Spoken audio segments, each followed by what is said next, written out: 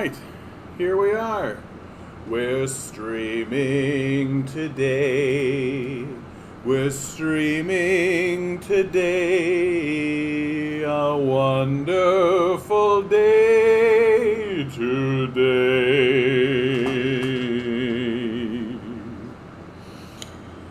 We're streaming today. We're streaming today. We're streaming. We're streaming today.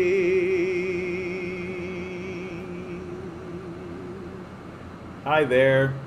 Happy Monday. I hope you guys had a really wonderful weekend. I know that my weekend was relaxing. Got to see some friends who I don't get to see that often.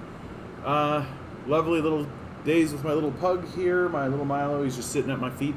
He might make an appearance later on. Just going to double check, make sure we're actually coming through. Coming through nice and clear. Very nice. One thing I try to do over the weekend, I try to disconnect from the news. I try to not pay that much attention. I went down to a poverty protest. That was my video that I put up today. One of the odd things about that video, I put it up and, I expect those sorts of videos to not get that much traction, but a bunch of people came in and downvoted it. Like, literally, I'm just trying to spread news about an anti-poverty protest, and people are like, boo. Not more people than came in and liked it, thank goodness, but like, what kind of a person, like, this is something that I'm really struggling with these days. Like, what kind of a person sees somebody fighting against poverty and downvotes it and is like, boo, like, we don't want people fighting against poverty. Like, I feel like there's like a severe mental illness going on in our society, and it's just getting worse and worse and worse. That, or at the very least, the people who are of that proclivity are getting more and more vocal about it. It seems that, like, there's this refusal, there's like this fundamental refusal to admit that poverty and homelessness, these are afflictions, right? These are afflictions. And 4chan probably got a hold of it. Yeah, I have been noticing a general uptick. First of all, how you doing, Mark? Glad to see you, bud. Let's see if I can nail it. Mach Deutschland von Faschimes frei. I'm getting really good at that. I do think that there's been a general uptick of fascists on my channel, generally. I do think that they've been sharing amongst themselves. They're not very happy that there's a kind of open communist on YouTube that's steadily growing. But I think it's actually helping me. Like, YouTube, like, people think that downvotes equal less, like, YouTube will show it less, but that's not true. If you downvote something, it's as powerful as upvoting something. It just puts it in a different category. So instead of it, if it gets a lot of upviews, then they share it to like positive places. But if it gets a lot of downvotes, especially if the downvotes are equal to upvotes, then that's controversial, and they'll put it in a controversial category. So these fascists that are showing up and like downvoting my stuff, they're actually helping me. So. And like, they comment on my stuff too, which, like, the algorithm is like, oh, people are commenting, so shares it around more. So on the one hand, it's like, on a personal level, I'm like, oh, okay, fine, so the fascists are showing up and and elevating my content. But at the other hand, it really is like, it's heartbreaking every time, because it's just like, can't believe. Exactly, downvotes still count as interactions. That's exactly right.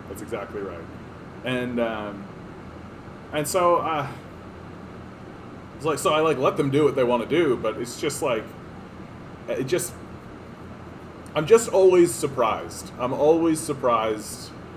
I'm a little bit tempted to go through some of the comments and do like a mailbag, you know what I mean? Like, read their comment out and like respond to it as if they are serious and should be responded to. Like it's fucking Mr. Dress Up in here. Oh, Anal Pounder 55 says. Yeah. So the Tyee has done a great article here, The Future of Fire in Canada, really going through what's going on in Lytton, British Columbia. There was this little moment I saw in the news where someone was trying to blame the fire that wiped out Lytton on a non-climate change related event or a non-wildfire event. They were trying to say that it was started by a person on purpose. That seems to have faded right out. Because, like, even if it's the truth, even if, like, the match was started by a person, like, the fact that the conditions are such that lighting a match and starting a fire in the town of Lytton can result in the entire town burning down. Like, so I just think, like, people's response are like, yeah, so? Like, so some person started a match. Like, that shouldn't burn down your whole fire in your whole town, right? It just shouldn't happen. And what was the one thing that I saw from this article that I thought was, like, really, really... Fire comes to town. Well, and they're talking about rural communities, especially. Even if they wanted to, most rural communities, especially those inhabited by Indigenous people, do not have the tax base to manage the vegetation in and around town, as more affluent communities such as Banff and Jasper do with the federal funding that comes being located in a national park. This is one of the reasons why First Nations communities such as Lytton account for 40% of the evacuations in Canada. And if you take a look at, here's a great map. This is coming just the BC Wildlife dashboard. You zoom in, you can see where all of these wildfires. We've got 199 active fires, 46 in the last 2 days. 46 in the last 2 days, wildfires. And you come down to poor Lytton. Lytton's just completely wiped out. And like you can see, there's other territory. I know that one of my regular viewers has family in Kamloops. Looks like the fires are pretty well under control. There's like this one spot here, but like right over here, over by Logan Lake or Tonquah Provincial Park, big old fire, right? So these fires are not small, right? Like, take a look. These are large, out of control wildfires. Oy. So, won't be too surprised to hear, as we move forward, more communities eating it. Oh, what a time. What a time to be living through this.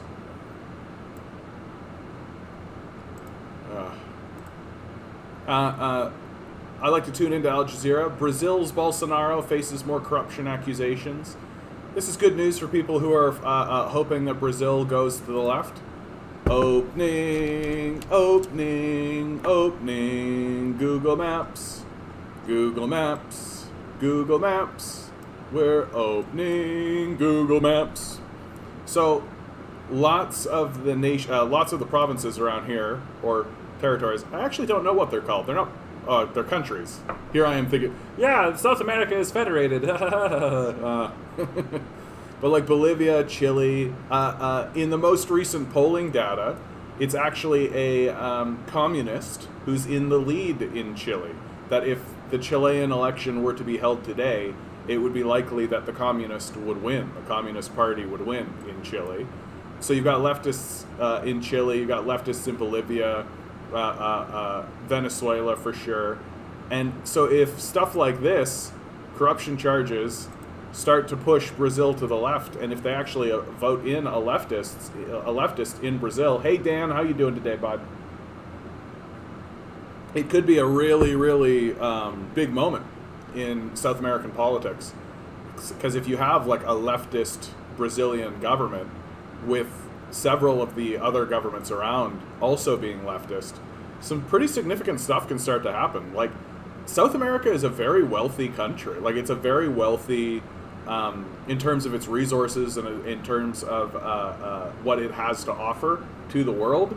It's just, as Michael Parenti points out, it's overexploited, right? That it has lots and lots of resources, and it's got lots and lots to offer to the world. It's just, you know, a lot of these places have sanctions placed on them by the United States. The United States keeps enacting coups and going in and destroying the place. Did you see The Edge of Democracy on Netflix? I did not. Edge of Democracy.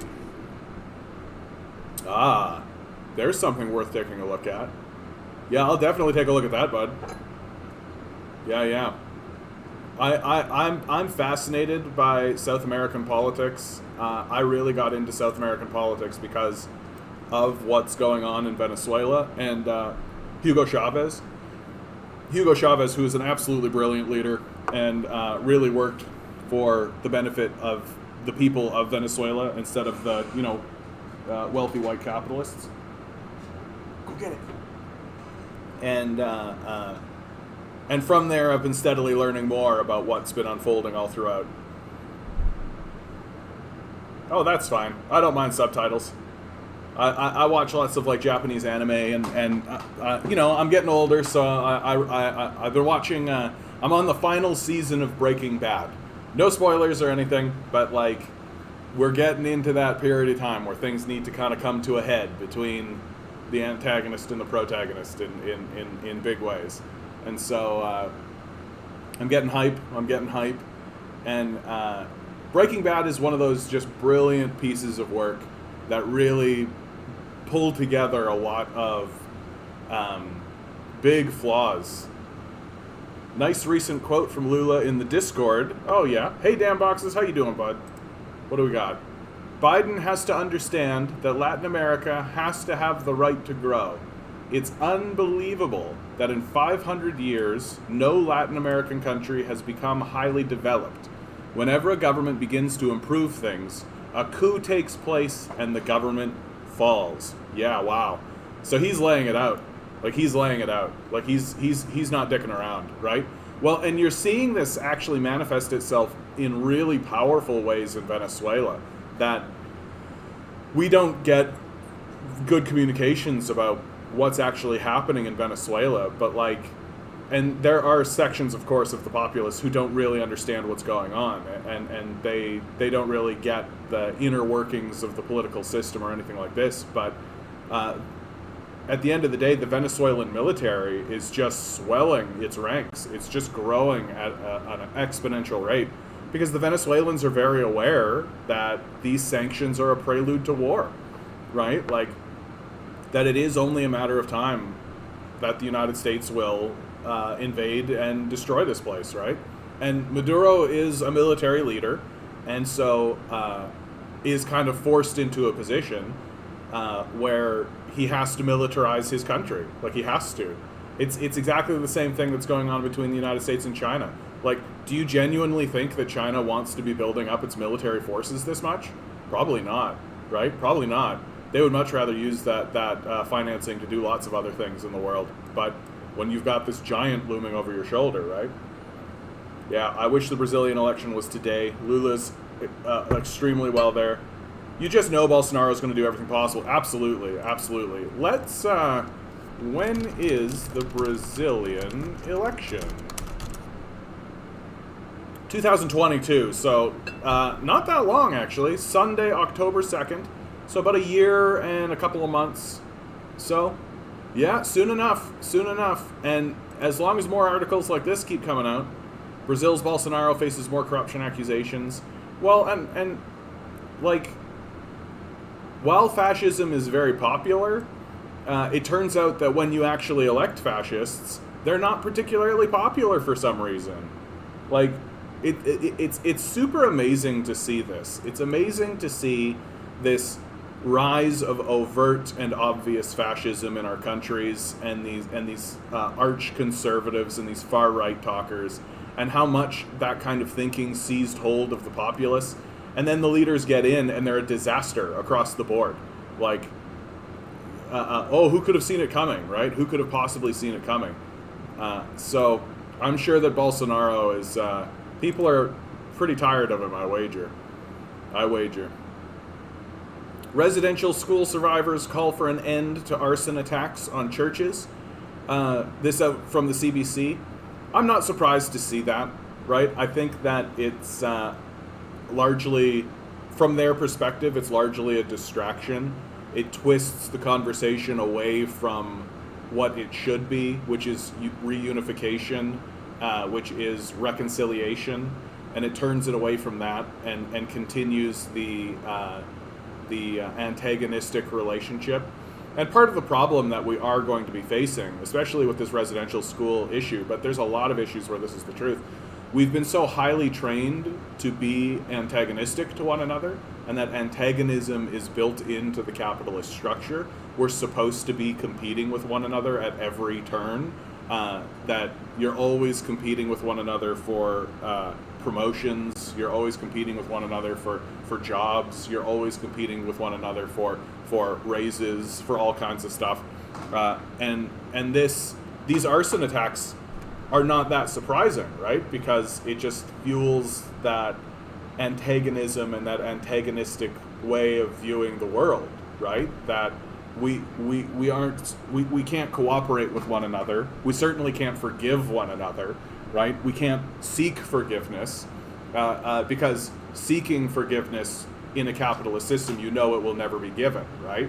That would be akin to asking forgiveness from like a mob boss, and that's just not going to happen, right? And so these arson attacks are like completely natural given how poorly configured our society is.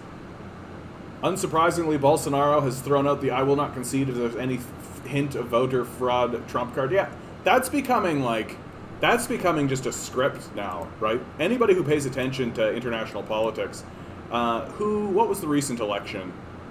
The recent election it wasn't Bolivia, Peru. It was Peru, where I think his name is Castillo, won by very thin margin, actually, only by about a percentage, but he won.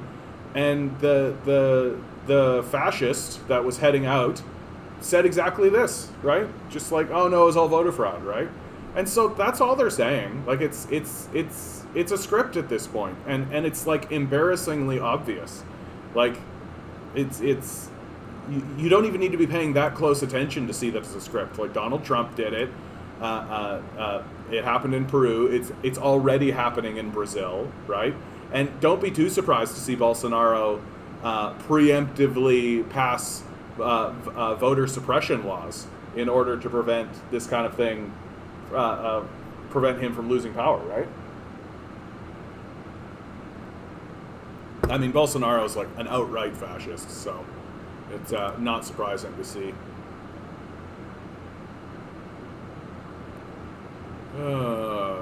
Residential school survivors, end to arson attacks on churches. Federal Transportation Minister Omar butchering it. Omar Alghabra, I got there. I kept wanting to put an R in here, and there's no R, so it's just a disaster. Omar Alghabra says he will announce the creation of a dedicated high-speed rail link between Quebec City, Montreal, Ottawa, and Toronto, with trains traveling 200 kilometers an hour. Wow. So let's take a look. Quebec City, Montreal, Ottawa, Toronto. So, I mean, this in my view, this is like a long time coming. Like, this should have happened about 20 years ago. But we're so beholden to this capitalist class of billionaires. Like, there's no money in this for the capitalists. They don't give a shit. Right? And this kind of thing, like, if this was being done in a nation that actually had a brain in its head, it would be done in like 5 years. It's going to take us like 20 years to do something like this because we're so incompetent and so unable, and our system is so corruptible and so easy to just take over and derail any of this kind of stuff. And the fact that, like, so our federal transportation minister is announcing the creation of a dedicated high-speed rail. So here we are announcing the creation of some kind of link. So we haven't even broke ground on this. Meanwhile, as I say all the time on this channel, right, China has already built all of this high-speed rail. right? So we're literally like losing our minds because Toronto to Quebec City. So like, how far is that? Do you figure? Like, not very far. Like, this is not that much high-speed rail, and it's going to be like a boondoggle. We're going to see a ton of articles coming out of the National Post about why it's bad. Yeah, it pains me to watch the millions of amazing YouTube videos on China's high-speed rail. They're so good at it.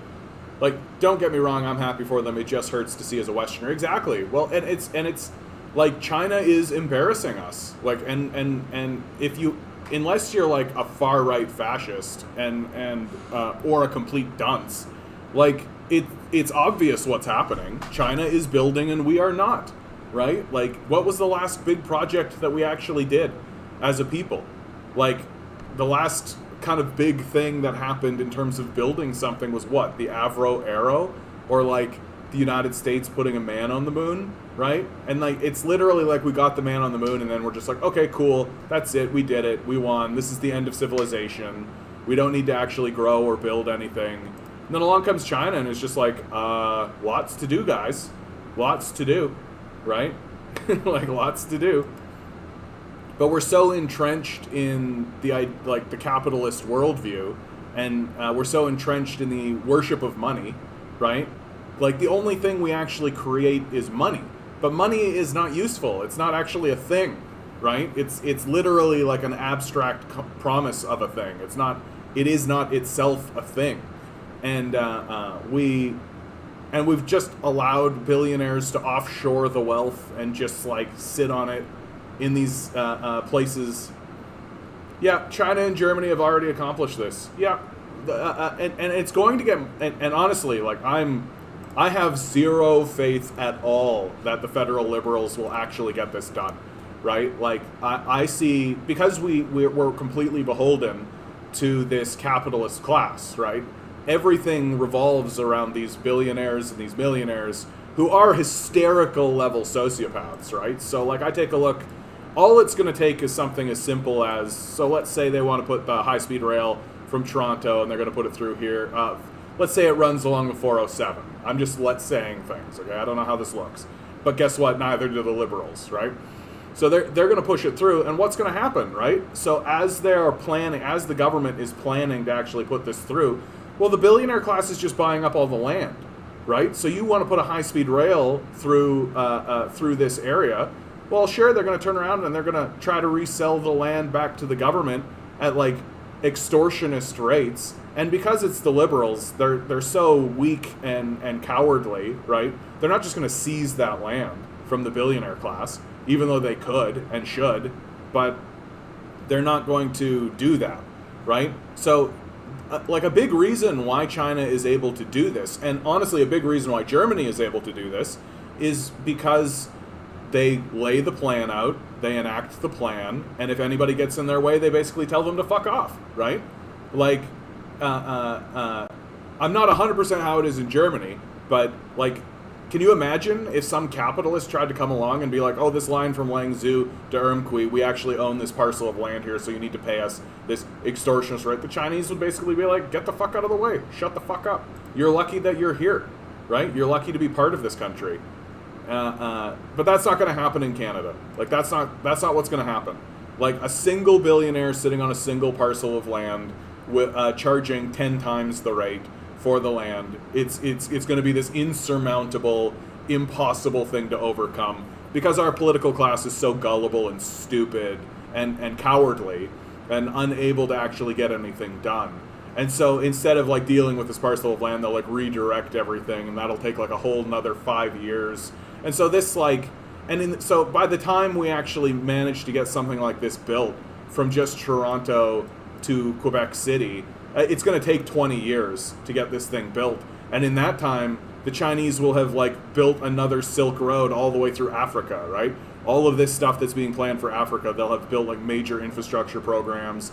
Africa and China will have become tight allies. They'll have made all kinds of like gigantic plans for the future. Like, China's putting a base on the moon. They've already landed a rover. I think one of my favorite stories that comes out of China is that China shot a rocket with a rover at Mars and landed and got the rover out, and the response from NASA was, oh, hey, 30 years. It took us 30 years to do that. It took the Chinese one shot. They just went and they just did it. It took us 30 years.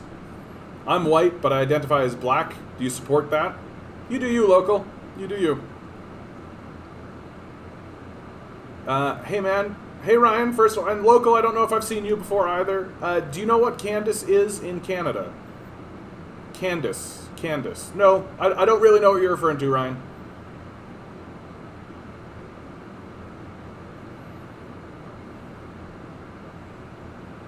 Oh, yeah. Joe Manchin sabotages infrastructure bill for ExxonMobil. Like, I keep saying it on this channel, and I'm going to keep saying this over and over and over again, that Joe Manchin, it's obviously a plan, right? That, like, the Democrats are treating Joe Manchin as if he's like, oh, he's throwing a wrench into the operation, and, oh, that's so terrible that Joe Manchin, he's going against all of this. But, like, Joe Manchin is doing exactly what the Democrats want. That behind the scenes, when Joe Manchin has a conversation with Joe Biden and Joe Manchin are like, good, Joe, you're doing what I want, right? You're like, Joe Biden is like, yeah, I got to pretend to be this progressive guy, right? And so I got to pretend to actually give a crap about all this kind of stuff. And Joe Manchin's like, don't worry, Joe. I'm going to vote against this bill anyway. I'll make sure it doesn't pass. And we'll just keep calcifying things. So you keep putting up your infrastructure bills. Keep looking like you actually give a shit about the public or America or any of that idea. I don't support either of those guys, local. Like, Biden or Trump are allies. They're part of the same system, right? There's no, and it's irreconcilable at this point that the American system it has to collapse, right? And a story like this, right, where Joe Biden puts up some infrastructure bill, even though it's like just a handout to corporate power in America, right? And then Joe Manchin kills it because even telling these corporations that they have to actually do something for money, right? They're just used to, oh yeah, Black Lives Matter for sure. Black Lives Matter as a movement is one of the most important movements in the United States today, without a doubt.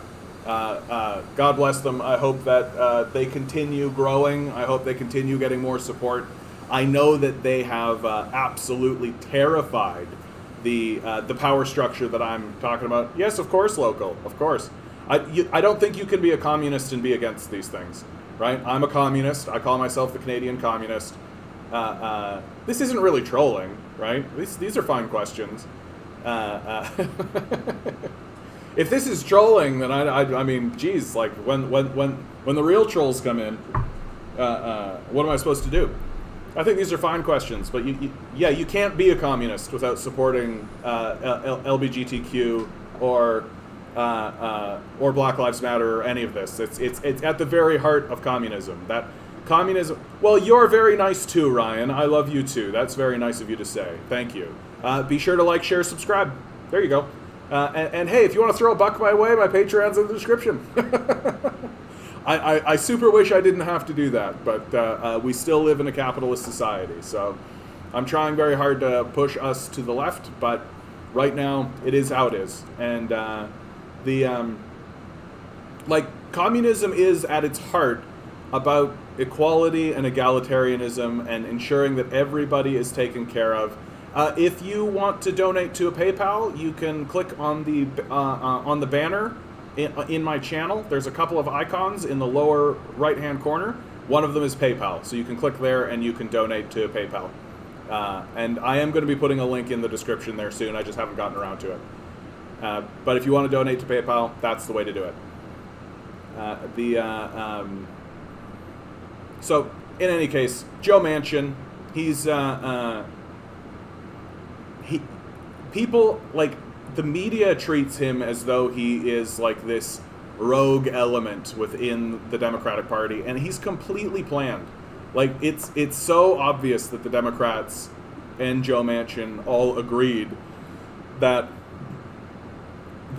they needed to have an obstructionist, right? It used to be that the Republicans were the obstructionists and that the Democrats would be positioned as the progressives so that they could funnel progressive energy into this dead, calcified system. And now that the Republicans can no longer be the obstructionists, technically, well, now the Democrats need to create their own obstructionists. And there was a period, like if you'll remember, in the Obama administration, Obama's first 2 years as president, he had the House, he had the Senate, he had the presidency, right? So he had the 3 spheres of office for 2 years. He could have pushed through any legislation he wanted, but they ran this grift against the populists where Obama was like, no, I want to include the Republicans. I want to have meetings with the Republicans. I want to be a unifier. And people kind of went along with that, I think, because people were not as politically savvy or literate as they are today. And we are more politically savvy these days. Not by a lot, but by enough. And Joe Biden can't pull that same grift, right? There's enough voices who saw what Obama did and went, oh, that he was a grifter. Like, he grifted us. He could have passed any legislation he wanted for 2 years. But instead of that, he played this stupid, oh, I want to reach across the aisle game. And so Biden, he can't do the same thing. So what do? Joe Manchin. That's their answer, right? And people are falling for it. People are falling for it. And if the Dems had 3 more Senate seats, they'd simply be 3 more, exactly, Manchins to inconveniently disrupt things to make sure the status quo is kept and nothing changes. That's exactly right. And they have a couple of more of these, right? Sinema is that her name? Sinema. She's another obstructionist, so that when they need like that one more obstructionist, they've got it, right? No, and I'm sure if it went down the list, like they have the list of obstructionists, like Manchin, Sinema, and then it'll be this one, and then it'll be this one, and they have this whole laundry list of obstructionists because fundamentally, like the corporate state in America won, right? I mean, I like Joe Biden. I like Joe Biden's PR, right? That Uncle Joe is great, right? Uncle Joe is great. Uncle Joe is just standing there being like, hey man, yeah, come on man, that's a bunch of malarkey, right? Let's go play some baseball, Americanism, USA, all that kind of stuff, right? Like it's very similar to George W. Bush in regards to the PR. But behind the scenes, like Joe Biden is bombing. Joe Biden has already launched a bombing campaign against Iraq. He's launched a bombing campaign against Syria. He censored all media throughout Syria and Iraq right before he did it. The ongoing continued genocide of the Gaza Strip, the ongoing continued genocide in Yemen. Like it's all Joe Biden, and Joe Biden's bullshitting us the whole time. Like he knows that like something like this infrastructure bill is not going to get through. Like he knows this. He's aware of it. Joe Biden is a big reason why like the student debt crisis exists. He's a big reason why the industrial prison system exists throughout the United States. Like Joe Biden is only truly different from Donald Trump in perception and in projection, right? That Joe Biden at least projects a kind of a competence, right? Whereas Donald Trump and his dementia, like he never had the image of competence. But like, if you're voting, like this is the true reality of American politics in the United States, that the Democrats and the Republicans are allied with one another. And local to your question, what's your opinion on Trump not supporting Muslims? I mean, that's part of the game, right? Like Trump not supporting Muslims is a way to galvanize and separate the populace, right? To divide the populace by gender and to kind of break things up that way, right? And if you can separate, like if you can get a whole bunch of white people to stand up against Muslims, then you don't need to talk about the class issue, right?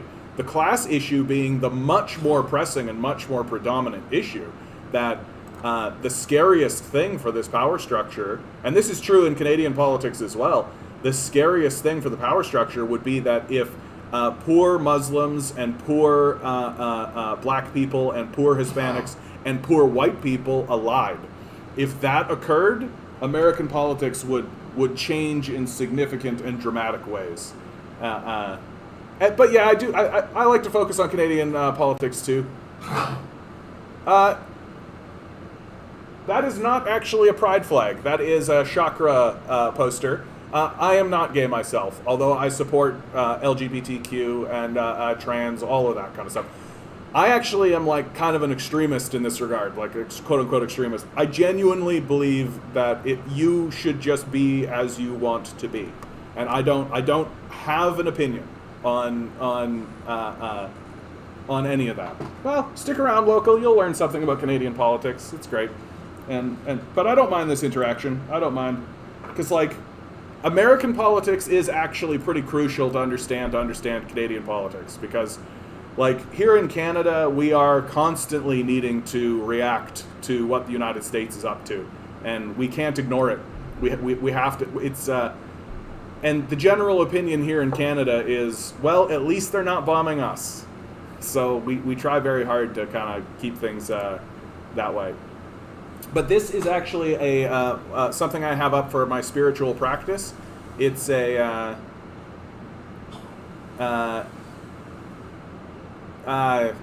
maybe, I don't know. American, yeah, absolutely, that's true, Jeff. American lobbyists are always, well, of course they are. Like, you think that they're doing coups throughout South America. They're infecting a bunch of. No, that's okay, Ryan. Thanks, though, bud. But yeah, this is a spiritual practice. It's a chakra poster. I use the chakra system for my own kind of spiritual practice, and I find it useful. Even though like people sometimes really come after me because I'm like, oh, you believe in that Hooba Jooba, and it's like, it's not really about belief, right? Like it doesn't matter if you truly believe the chakra system. Like, it doesn't matter if you actually believe that there are actual orbs of energy in your system, right? That doesn't matter. What matters is just simply the contemplation of it. Simply going through and focusing on the things that they'd like you to focus on. And, well, I'm sorry to hear that, bud. Sorry to hear that. You can always donate to my Patreon. Wow, you grew up during the 80s? No, I grew up during the 80s. I don't know why this speaks to me, but it really does. North Korea, MacArthur, Mao, MacArthur, yeah. Hey, Wigwith, how you doing, bud?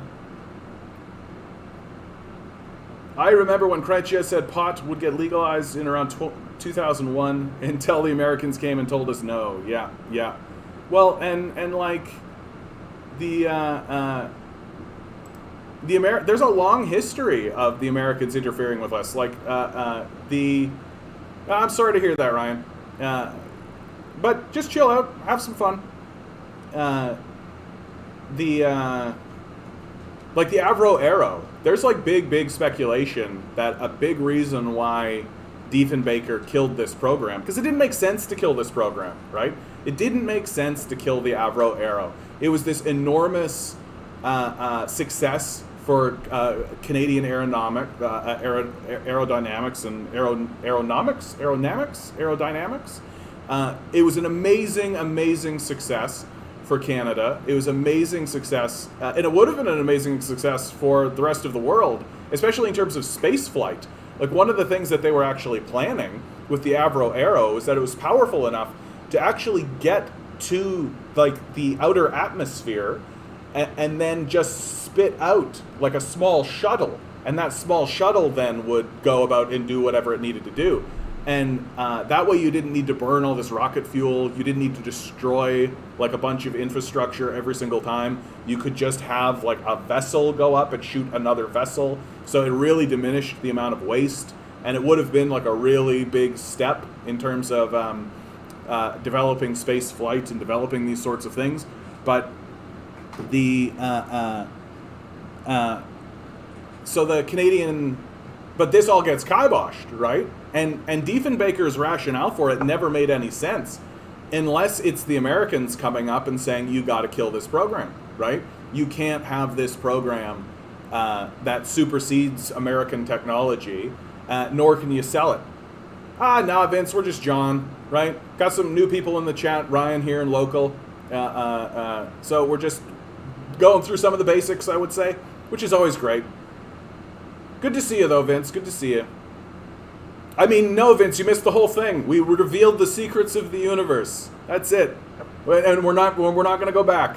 The Canadian Arrow sounded really cool. Always got your imagination going when I was young. Yeah, me too. Me too. Yeah, the Avro Arrow was like, and it was just cool to be in a country that was like at the forefront of this. You know, that the Avro Arrow was like. Was this just like, I know it's like a military sort of project, and so you would think that I would be like kind of anti that, but you know, if it's cool, it's cool, right? You can't argue. Oh no, secrets revealed. Just to think like, man, it would have been so cool if like back in the 60s or 70s we had this piece of technology and we kept using it, and especially with like space exploration and space flight and all that kind of stuff, it would have been so rad.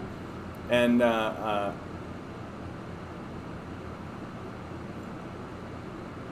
you lucked out because he dropped $200 to all of us, man. Oh yeah, that's right. I was giving away free money. Bud. You missed it.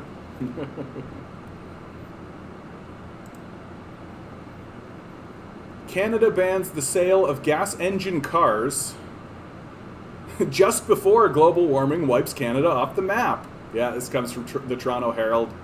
Really nailing it, the Toronto Herald. Yeah, we're significantly in trouble. We're significantly in trouble for this. Like, we should be banning the sale of gas engine cars. Like, I feel like our leadership is just sitting here being like, maybe it'll just happen economically. Maybe the economics of it will make sense, and then we don't need to take a stand or piss anybody off. But like, we need to be banning the sale of gas engine cars, and then also doing a transition program, right? Like a program where people can bring in their gas engine cars and exchange it for electric. Like we've got to be doing, we've got to be reducing the cost of transit. So we need to really incentivize like mass transit. We need to really be transferring our mass transit to electrical. We need to be doing all this kind of stuff. Also, I don't know if this is true, but apparently Nova Scotia might get their provincial election this fall. Oh, okay, cool. Single-use plastics. That's one thing that the Trudeau government has actually moved on. Things like plastic bags, plastic straws. I'm already seeing some companies are getting ahead of this. Like there is a date, and it's sometime, I believe it's sometime late 2021, where that mandate actually does drop. And so, like, I'm seeing some places where they're selling, they're done with plastic bags and they're just selling cloth bags, and like 25 cents a pop. This is the thing that's so infuriating about this climate change conversation, is that so much of the stuff that we're asking for, when it actually comes through, literally everyone is going to be like, oh, why weren't we always doing this, right? Or it'll be like, toys will just be gone, and the kids will just be like, oh, okay, and they'll move on to something else. And there'll be like absolutely no complaining about it whatsoever, and the amount of complaining that we get will be like 1 month of people being like, oh, grumble about it, and then everything will be totally fine. And so it's like we're like damning ourselves to like eternal to eternal like fiery burning hell. You know, British Columbia basically burning down because why? Right? So that kids can have these shitty plastic toys, these like Happy Meal toys, and we can have like plastic bags and like plastic straws and shit. It's like fucking embarrassing. It's like it's unbelievably embarrassing. Ugh. And absolutely, like, should we survive this climate change thing? This is exactly how I'm going to be talking about it. Like, yeah, we had to burn down the country so that idiots could have, you know, more convenient bag choices. Like, unfucking-believable. This is like a big story, so it's worth repeating, right? Residential school survivors call for an end to arson attacks on churches.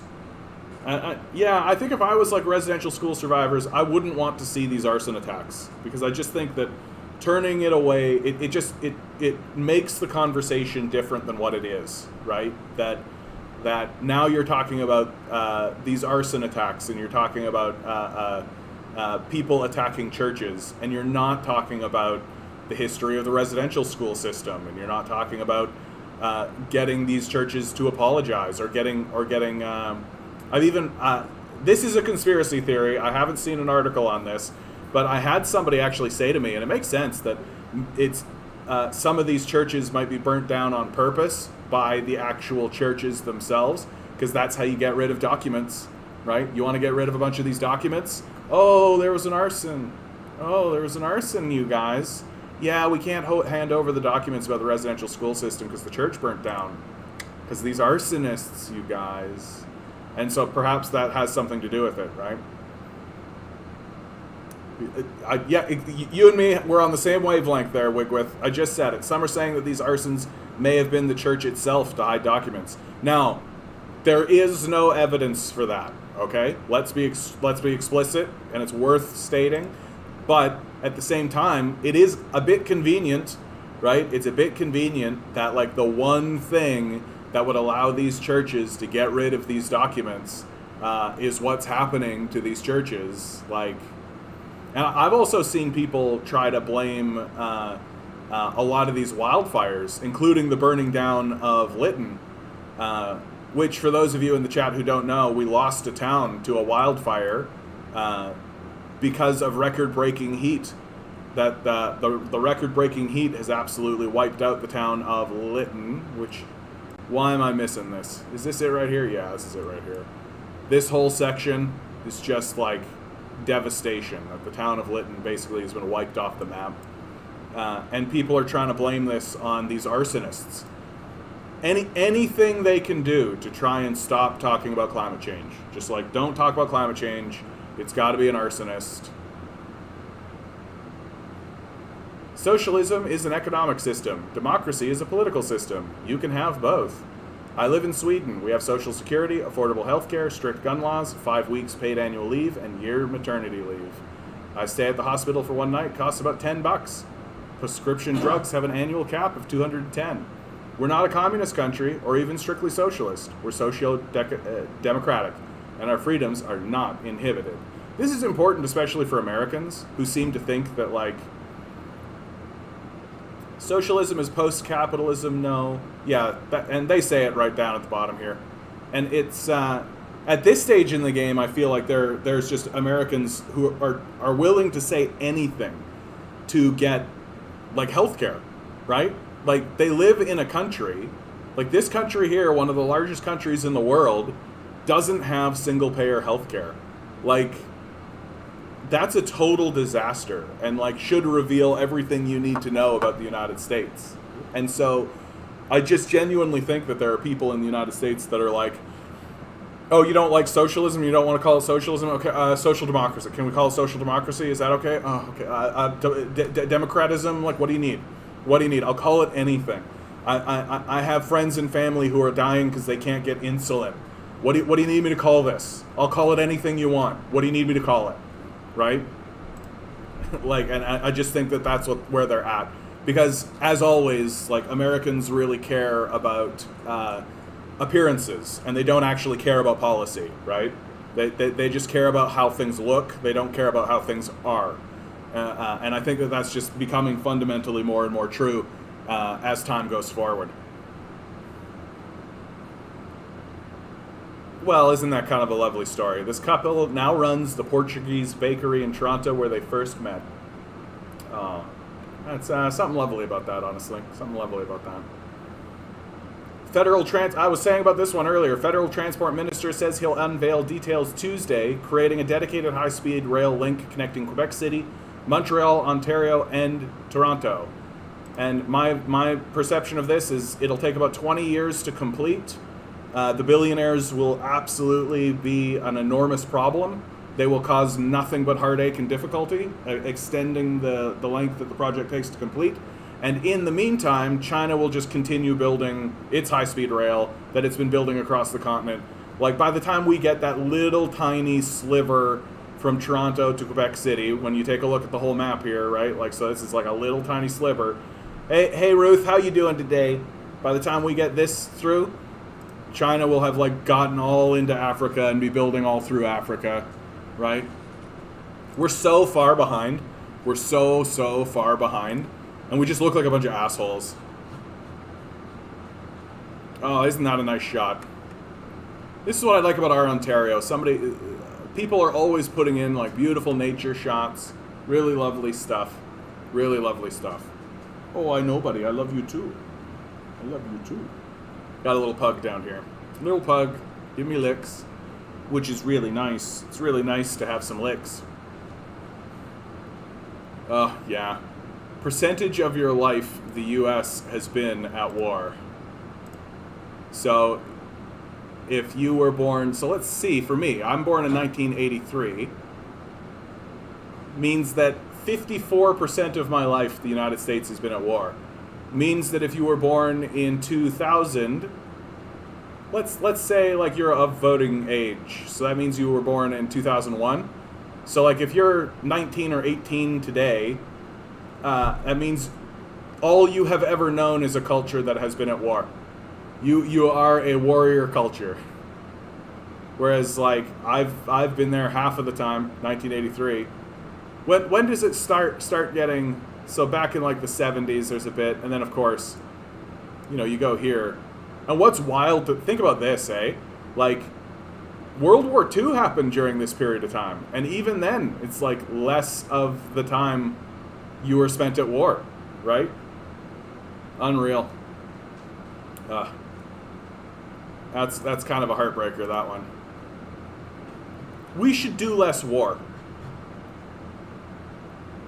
Well, let's take a look. I love it. Let's go to NDP Twitter. Glad to see they've actually got their act together and they're actually sharing. This it right here?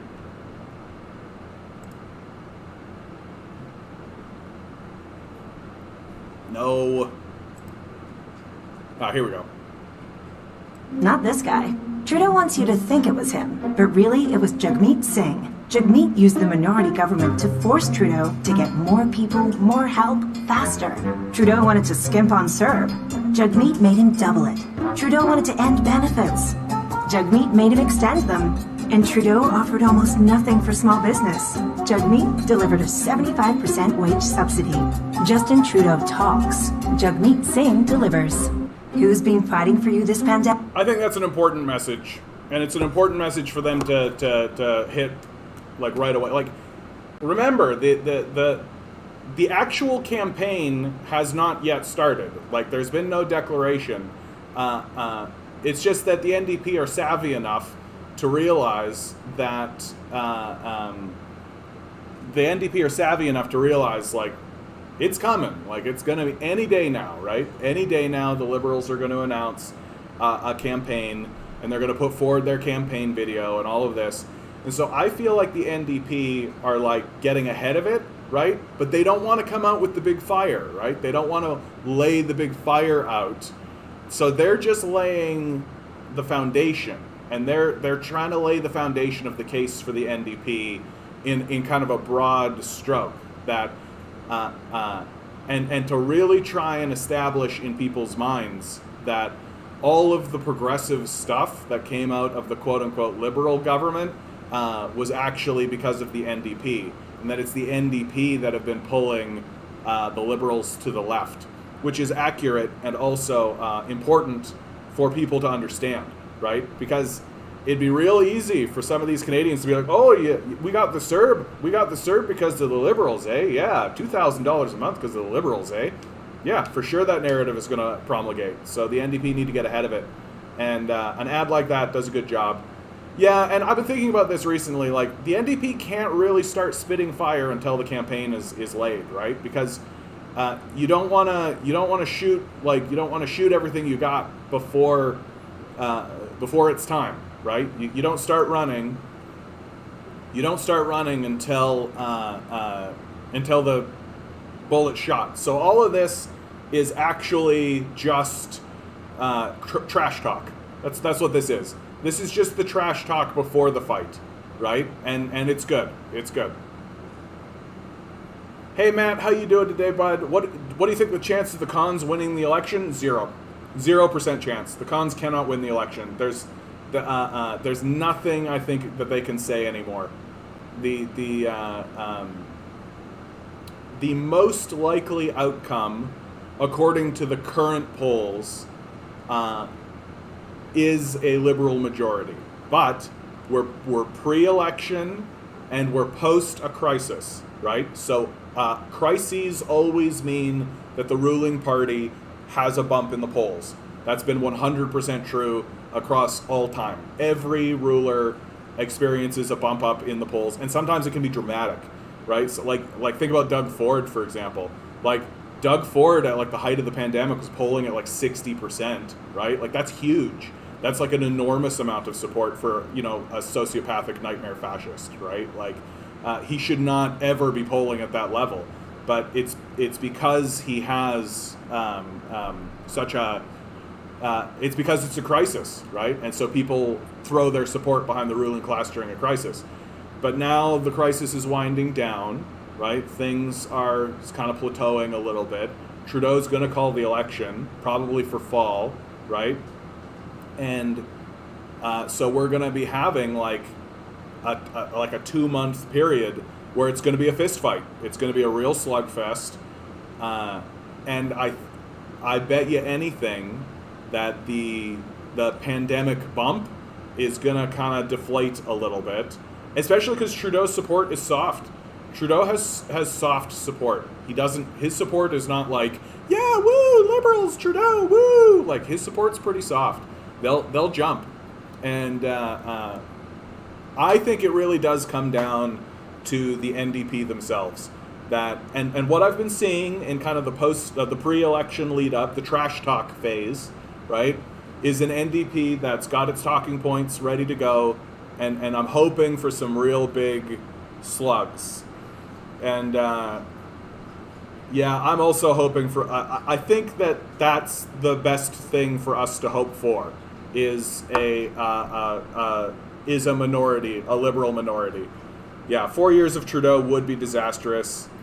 I don't know about a guarantee of a Conservative majority in 2025 because, like, the Conservatives are out to lunch, right? They're not even good politicians anymore, right? Like, when the base put it to a vote about climate change, and it came back as a no, we don't acknowledge the existence of climate change. That was the moment when I realized, like, oh, these guys are not actually politicians. Like they're living in some kind of Looney Tune world, right? Like they're living in some kind of crazy far right Looney Tune kind of place where they think their magic and wizardry thinking is just as good as reality, right? Hey, Milo, buddy, you want to come up? You want to come up? Up? No? Okay, buddy. You want a ball? You want a ball? Gotta play with the pug. Go get it. Oh, yeah. That's going to take a little while to find. Are you guys talking about Pierre Poilievre? Is that who we're talking about? That guy is dangerous. I actually agree with you that if anybody could kind of re-galvanize the energy in the Conservative Party and move it forward, it would be him because he tells the truth about 95% of the time. And that 5% where he doesn't tell the truth is so effectively inseminated. Like, literally, he's essentially talking like a socialist, and then he inverts the entire script and plows us right directly back into austerian neoliberalism, right? And he, like, infects the discourse with that.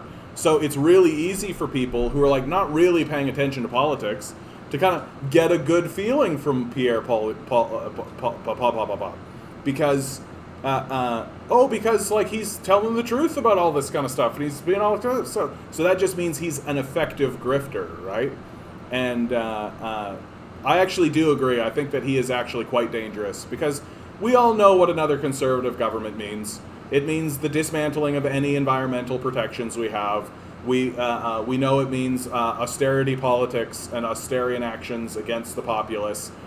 Further tax cuts for the already slavishly wealthy. Like, that's what conservatism is. And at this stage in the game, if you're voting conservative, I think there's something wrong with you. Like, I don't mean I think there's something wrong with you in, like, the way that I disagree with you. I think you're evil. Like, I think there's, like, your soul is black and you need to, find Jesus or something. Like, you gotta do something to try and repent and reclaim your soul if you're still voting conservative. I really do think that you are essentially on the side of the evil empire. Like you gotta learn how to love, right? Because you don't know how to, obviously. Like if you're voting conservative. Yeah. Rave Dubin. We don't need the government to tell us how we should build things, Joe. A few moments later. Now there's talk about them going through Miami and just demolishing a bunch of these buildings, right? Like a bunch of these buildings are like not are still crumbling. And you know what? Another thing about the Conservative Party is like it's actually more likely that we'll get a. The planet is literally on fire right now, and they want to continue to debate climate change. Yeah. Cons can't... Well, and that's the thing. People know, right? So literally their entire base at this stage in the game are the hysterical lunatics, right? The people who are willing to cede their intellectual and spiritual credibility. The people who are willing to just give up any kind of credibility whatsoever, right? Like, in no way do conservatives have credibility, right? That they're illiterate, they don't know anything, and they're literally just, their whole platform is more money for 5 billionaires. Like, that is actually their platform. So, like, there is no credibility there whatsoever. And so the reason why this election is going to be so crushing for them is because people are seeing it. Like, they know. Like, no, you can't deny the existence of climate change.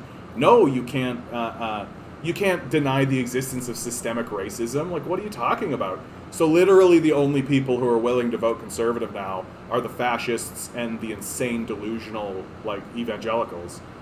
Money for oil sands and pipelines, yeah, but that's the Liberal Party too, right? The only difference between the Liberal Party and the Conservative Party, near as I could tell, is that they're willing to stand up and say, climate change does exist, climate change is real. Even though they're like banning plastic bags, and that's what they're doing. So, if Ford and Kenny have proven anything this pandemic, we cannot afford to have another con government if we want to get climate change in gear. Absolutely, absolutely. What do you think of the lie flat movement in China? I haven't heard of the lie flat movement in China. And how you doing, Onward? I haven't said hello. Let me take a look. Lie flat movement, China. Haven't seen anything about this. Chinese millennials take to lying flat.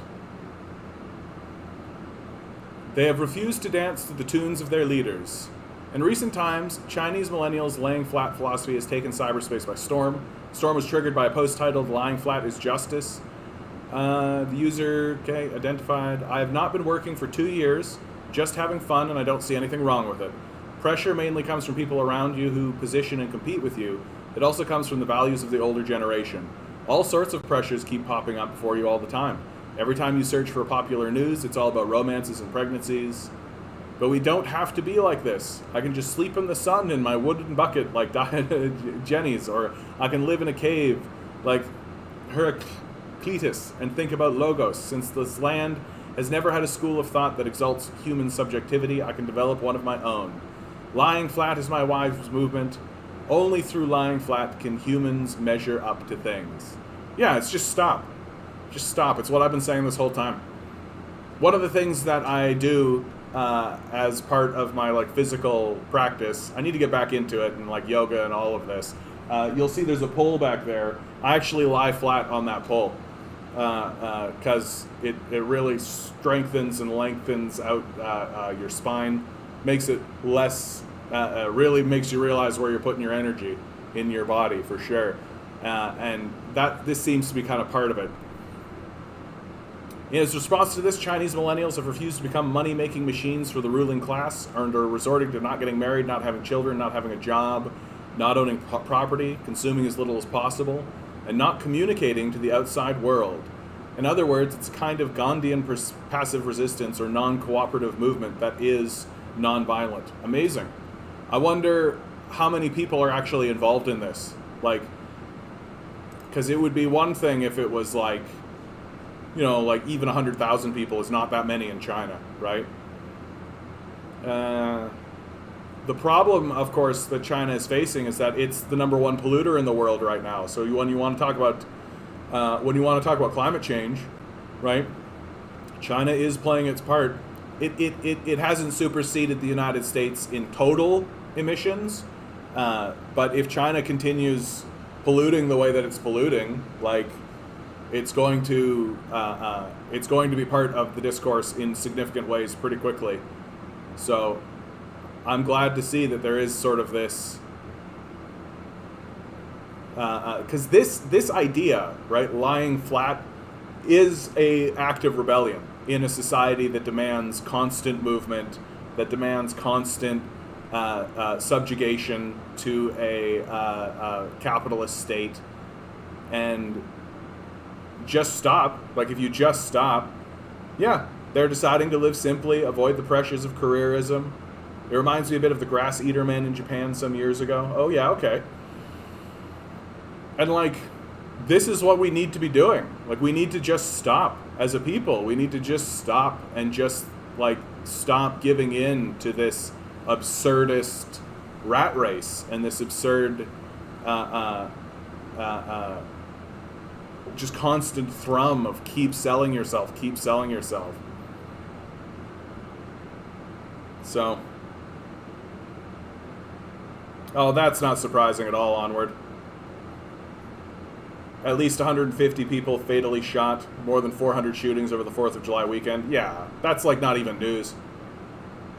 Reminds me of the Radiohead music video with the guy lying on the sidewalk. I don't think I know the one you're talking about there. I'm not that familiar with Radiohead, honestly. That's because of my Christian evangelical upbringing. Since 1751, we humans have emitted 1.5 trillion tons of CO2 in the atmosphere. Ugh. The Democrats have a plan to deal with impending ecological collapse and wildfires. Free super soakers for everyone!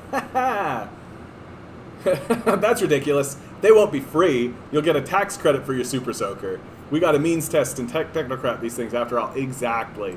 Can't just give people things, right? Can't just make society easy. Can't just make people happy. Can't just create a society in which people are living fulfilling lives without inflicting them with suffering, right? How do you get off if you're not inflicting suffering on people, right? Like, these people go to Jeffrey Epstein's island and have sex with little girls to like inflict misery on them that way, right? So of course they're going to inflict as much misery as they can on us, right? They're not going to. Sometimes I just want to laugh at how absurd everything is. Like, Jeff Bezos has enough money to literally end the war in Yemen. He could literally end it. Nearly any celebrity in the world has the money to fix the Flint water crisis. Like, there's a handful of rich people who, if they just put their money where their fucking mouths were, could solve so many problems, but they don't. They just buy another house or a car or a company where they don't pay the workers fair wages so they can get richer. It's just, sometimes I want to laugh because it's so absurd, and this is why we say, eat the rich. Yeah. Now you're getting it. I'm curious, what bands, groups, musicians were you raised on in that case with your upbringing? Do you remember Creed? With arms one more. Yeah, dude, Creed. I was actually, like, I love Weird Al. I love Weird Al. Weird Al is my jam. I was that kid. I was, like, listening to, like, a lot of, like, Weird Al stuff, a lot of spoof comedy records, things like that. But also a lot of, like, Christian music, right? And like, a lot of artists who I guarantee you do not know. Like, I guarantee you do not know. But then also, like, Great Big Sea was big where I was from. Collective Soul, if you remember Collective Soul. Weird Al did the greatest thing ever because of Amish Paradise. You remember Coolio, right? Coolio had, like, the big crinkle hair kind of stuff.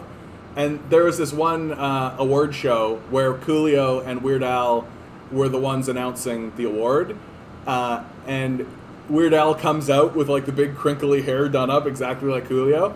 And Coolio could not keep it together. He was just, like, out of it. And Weird Al was just, like, straighting it. Like, he was just as straight as it could be. You made a parody of Arms Wide Open called Legs Spread Open? Jeffrey. That's hilarious. Yeah, Western propaganda tool. Adrian Zen shuns Canadian genocide. I was hoping this one would come up because it's unbelievable. Like this total loser. Do we have his tweet? No. Are they going to show his tweet? But basically, this guy like really just he's spending his life's work is to create a genocide that doesn't exist in China, and then denies and plays down the actual genocide that's going on, right? Like it's, yeah.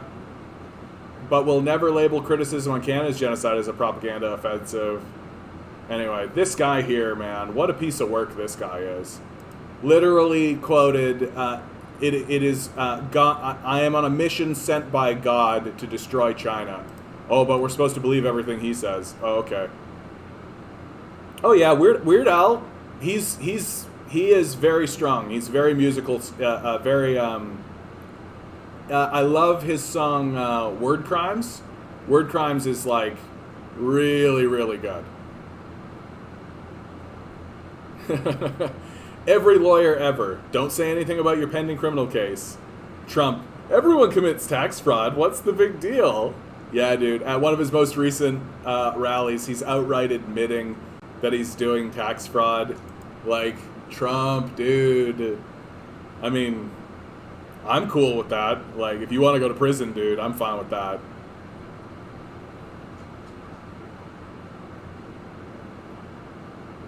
China calling communist aliens to turn the earth communist. Yeah, that's hilarious. Yeah, Albuquerque. Come down to Albuquerque. Ban birth control. Ban it. Abortion. Ban it. Gay marriage. Ban it. Guns. Look, banning things never works. People will find a way to get them. Yep. Real democracy is inconceivable to most Americans. The idea that, for example, the workers themselves might vote on when they want to reopen a factory can't even be discussed or thought. The only choice the workers have is obedience or unemployment. Yep. That's life. That's life. Many people are saying what, Onward? You've got me on the hook. Aluda continue. A memorable day for Eduardo and Bien. Alright, I don't know anything about that.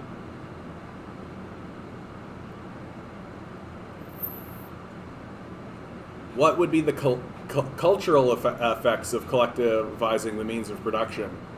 I mean, if the means of production were actually collectivized, I think people would start to give a shit about one another, right?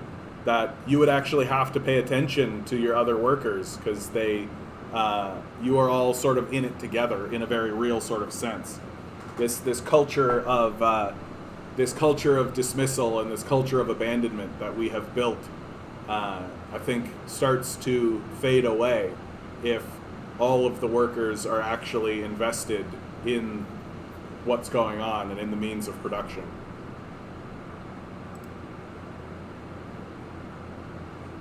This Caitlin Johnstone, people have been showing me more of her stuff.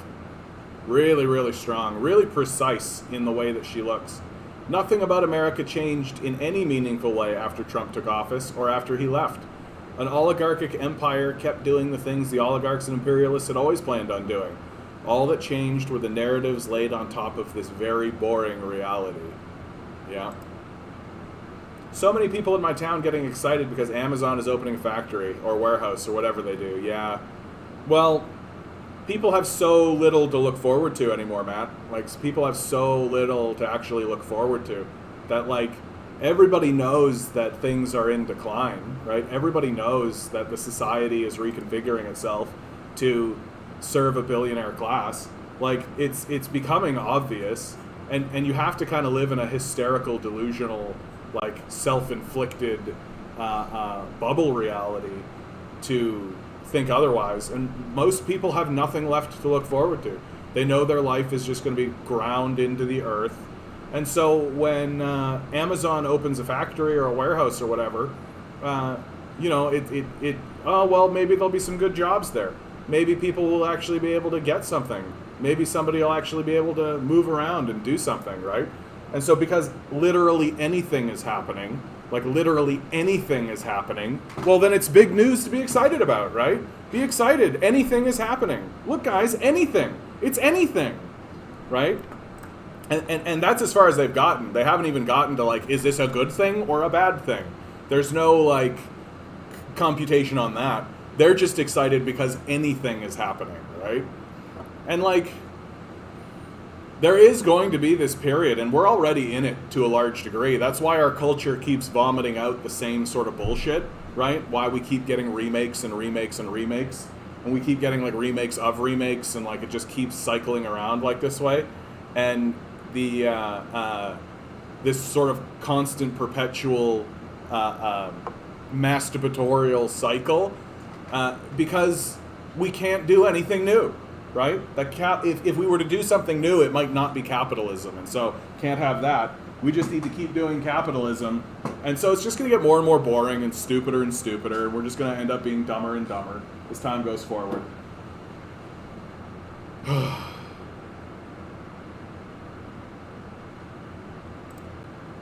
Nah, too long.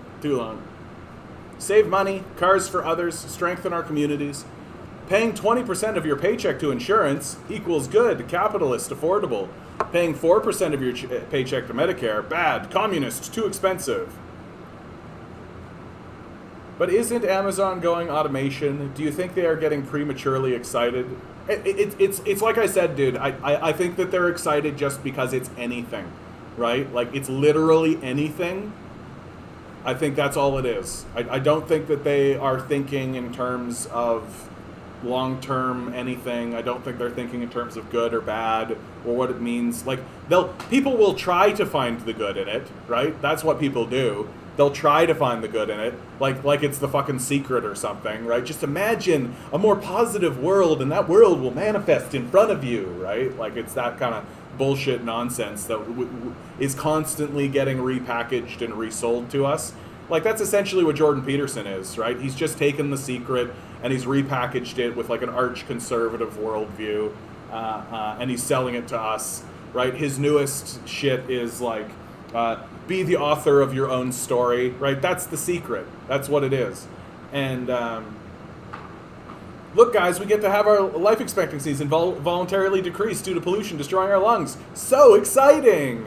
Yeah, I just straight up think they are just like, they're excited because it's anything, right? It literally could be, and this is why like these Marvel movies worked, right? Because they're literally anything, right? That like people are so disenfranchised, so disillusioned, so disconnected, so split and separated and alienated from the world around them that it's literally anything.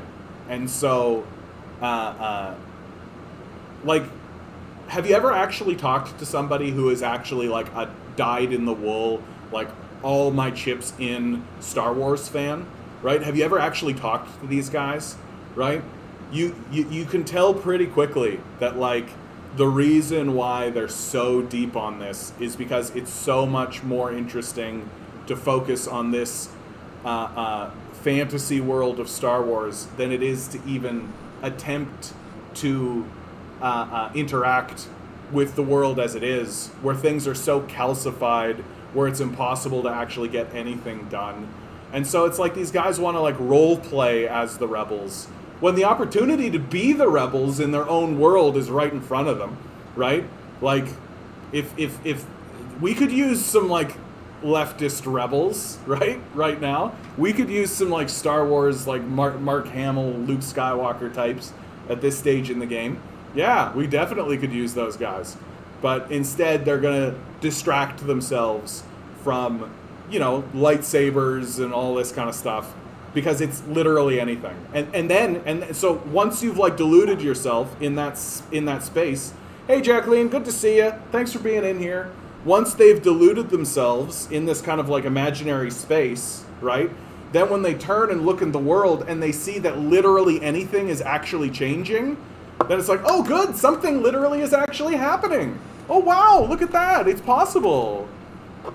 We need a Yoda. What if I started talking like Yoda, right? Protest you must.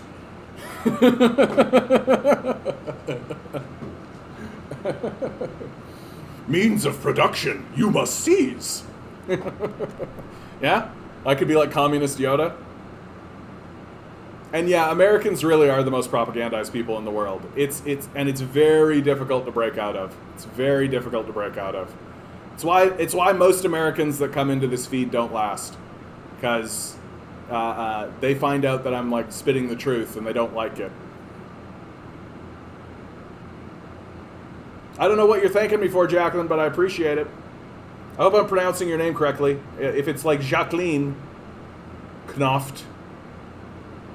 You got a lot of traps in your name there, Jacqueline, or Jacqueline. Like, I don't know where to go. And is the K silent? And is it Knoft or Nuft? I've had enough. I don't know why I'm putting a T at the end of it either. See? So many traps. So many traps. Communists are winning. Vietnam, according to world's top export countries. In number 19. Let's take a look here. Oh yeah, top export countries. It is Vietnam at 19, which is, when you think about it, like, that's pretty incredible. Like, people don't really realize, like, the Vietnam War was not that long ago. And then on top of that, like, Vietnam was leveled. Like, they literally stopped bombing Vietnam because there was no more targets to bomb. So the idea that they've gone from that enormous catastrophe, and in the space of 50 years, are able to actually start trading with the world in this kind of major way. Because a place like Vietnam, of course they've got great resources, right? Of course they've got access to resources, right? Like enormous fisheries, like they've got great land to grow all kinds of fruits, all kinds of sugar, all of that kind of stuff. Similar stuff that comes out of Cuba, right? Like all the stuff that you think of when you think of Cuba, well, stuff like that comes out of Vietnam too. Now that I'm talking about it, what are Vietnam's top exports? Just for fun. Come on, I don't want to know how much money. I want to know. Look at this. Look at this. The internet. It's because I'm looking at other countries and they don't want me to do it. U.S. goods exports to Vietnam. No. No, this is the,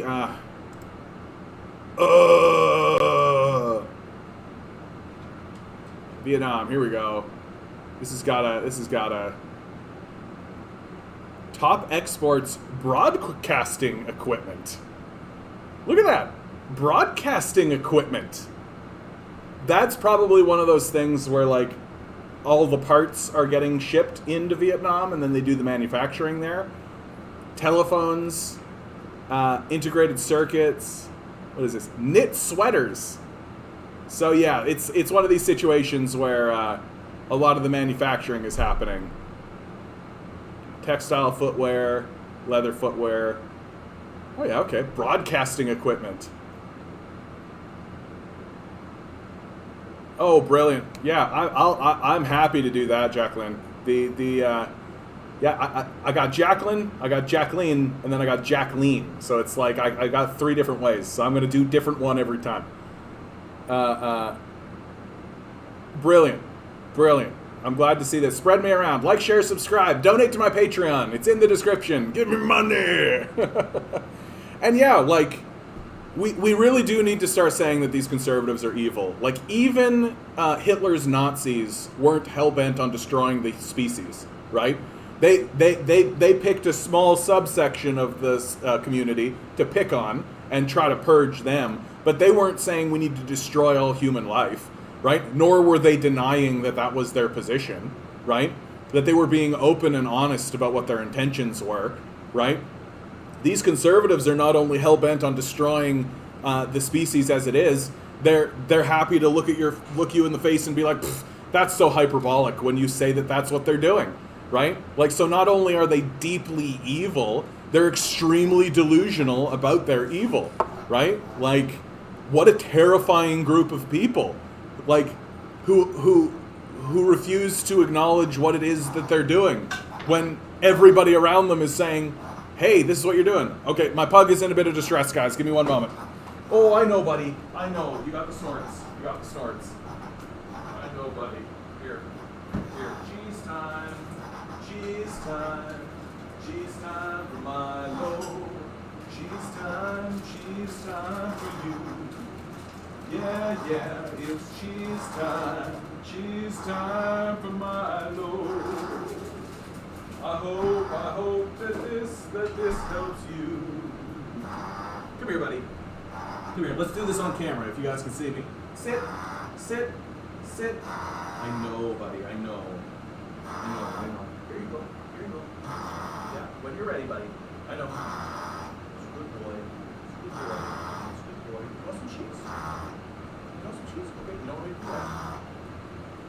Good boy. Got another one here. Can you sit?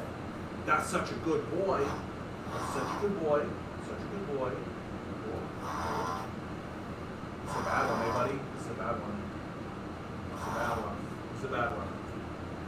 a bad one, you guys. This is a bad one. You're such a good little boy, buddy. I know this is tough. Hey, what's this?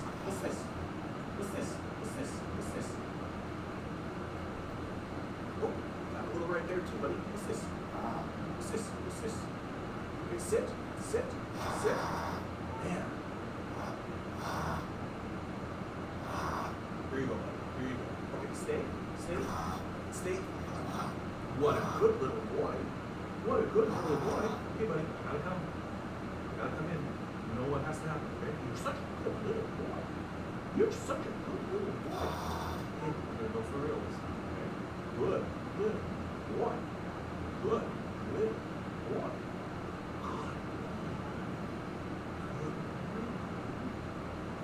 boy, buddy.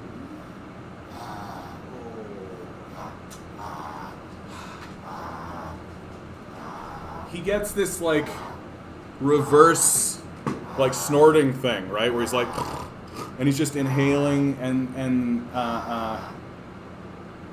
it's because what's happening is he has this hard palate, but his snout is like further in than it should be because of the breeding that he goes through, and so he's choking on his hard palate is what's happening, and then it gets into this cycle and he can't get over it, and so sometimes well, thank you, Jacqueline. I appreciate that. Absolutely. Yeah, make a timeline. Spread the word. Get it out there, right? Are you coming down, buddy? Are you coming down? Okay, bud. Here, hold on. Sorry, guys. Just give me one more moment.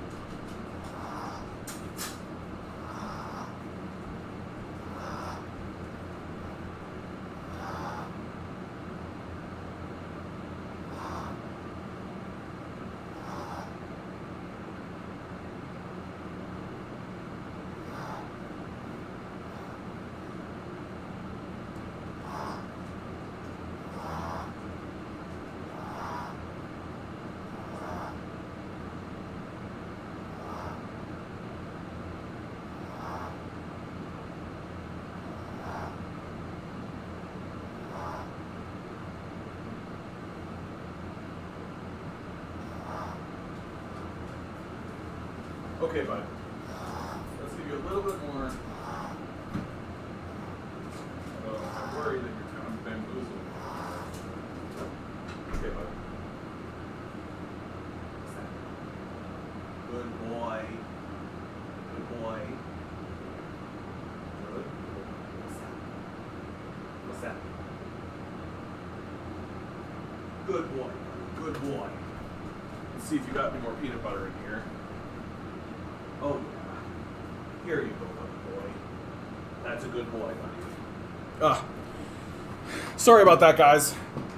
When my pug is in distress, he's got to take priority, right? So, we're back, though. Yeah, Jacqueline, I'm glad to see that, and I'll find you on Facebook, absolutely. I won't search you up now, but I'll do it after, because I, don't want to spread too much of my stuff. And you can find me. I'm on Facebook too. My name's John Sanderson. I'm easy to find. The cons love to tell you what they are doing because they will say that their opposition is the ones doing the exact things they are doing. Wow, okay, I don't think I understand this. The cons love to tell you what they are doing because they will say their opposition is the ones doing the exact things they are doing. Yeah, and the conservatives, like, the liberals are much more effective at lying than the conservatives are, right? The liberals are much more effective at propaganda and at lying than the conservatives. Like, the conservatives can only really get into power when the liberals, when their propaganda fails, right? That's why Justin Trudeau is actually quite dangerous for Canada, because he's such a likable, kind of beautiful man. People really like him just as a person, who he is. And they don't really, and you can be really, really bamboozled. Wow, my grammar. Yeah, dude. I'm like the worst speller in the world. So like I type stuff here, and I'm just getting used to it now. Like I type stuff, and thank God that like what did people do before Google was correcting our spelling, right? Jeff Bezos makes some $2,537 every second of the day. Got that? That means Jeff Bezos, the richest guy on the face of the planet, makes nearly 3 times more in 1 second than the median worker in this country makes an entire week. That is morally obscene. Tax the billionaires. Yeah, and the people who are defending this, like the people who are defending people like Jeff Bezos, I think that they have a mental illness. Like, I think that there's something serious going on there. It's like a form of Stockholm syndrome at this point. Like it's just like if you saw a single monkey hoarding all of the bananas while all of the other monkeys starved, you would be like, what the fuck am I even looking at? Like, that it's insane.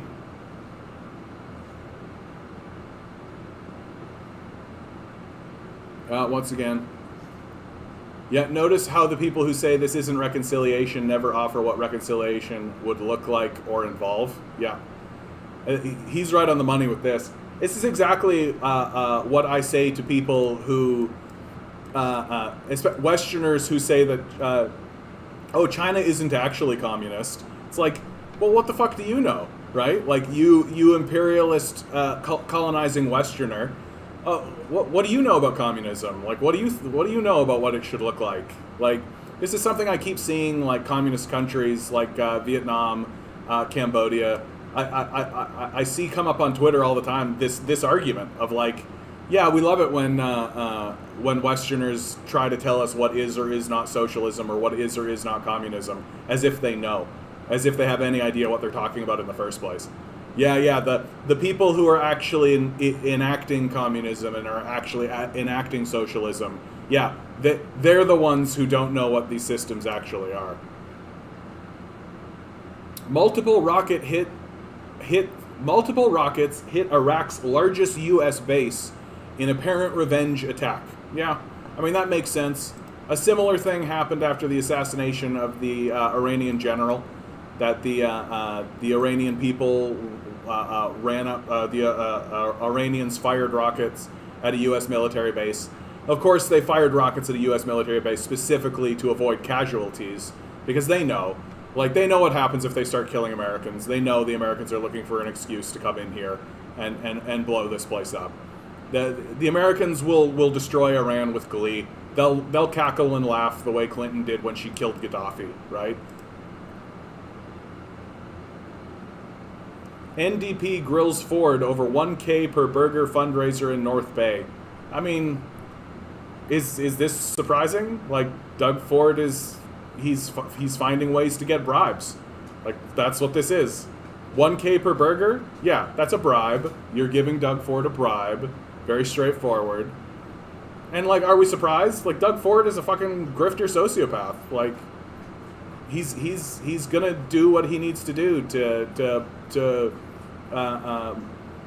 steal money from people, to bribe who he needs to bribe, or be bribed by who he needs to be bribed for. And like, So it's being done as openly as possible. Like, oh, big fucking surprise. The only people that this will be a surprise to are maybe like that like tiny sliver of liberals who like kind of lean conservative as well, and they like flip flop between liberal and conservative. Because even the conservatives themselves will be like, yeah, that's how you get money. Yeah, if you can sell a burger for $1,000, because they're too stupid to realize that you're not selling the burger, dude. You're selling Doug Ford's support. That's what you're selling. Anyway. Yes, Disney also released a commercial showing support for Black Lives Matter. China censored version of Disney's movie posters. But I don't get it. Like, why... Like, I mean, especially in terms of the Black Panther one. Like, Black Panther is black. And, like, why would they take out, like, the black character? Especially because, like, a lot of Chinese and Japanese anime have a bunch of black characters in them. I don't really get this. Anyway, so I don't get it. So I'm just going to move on.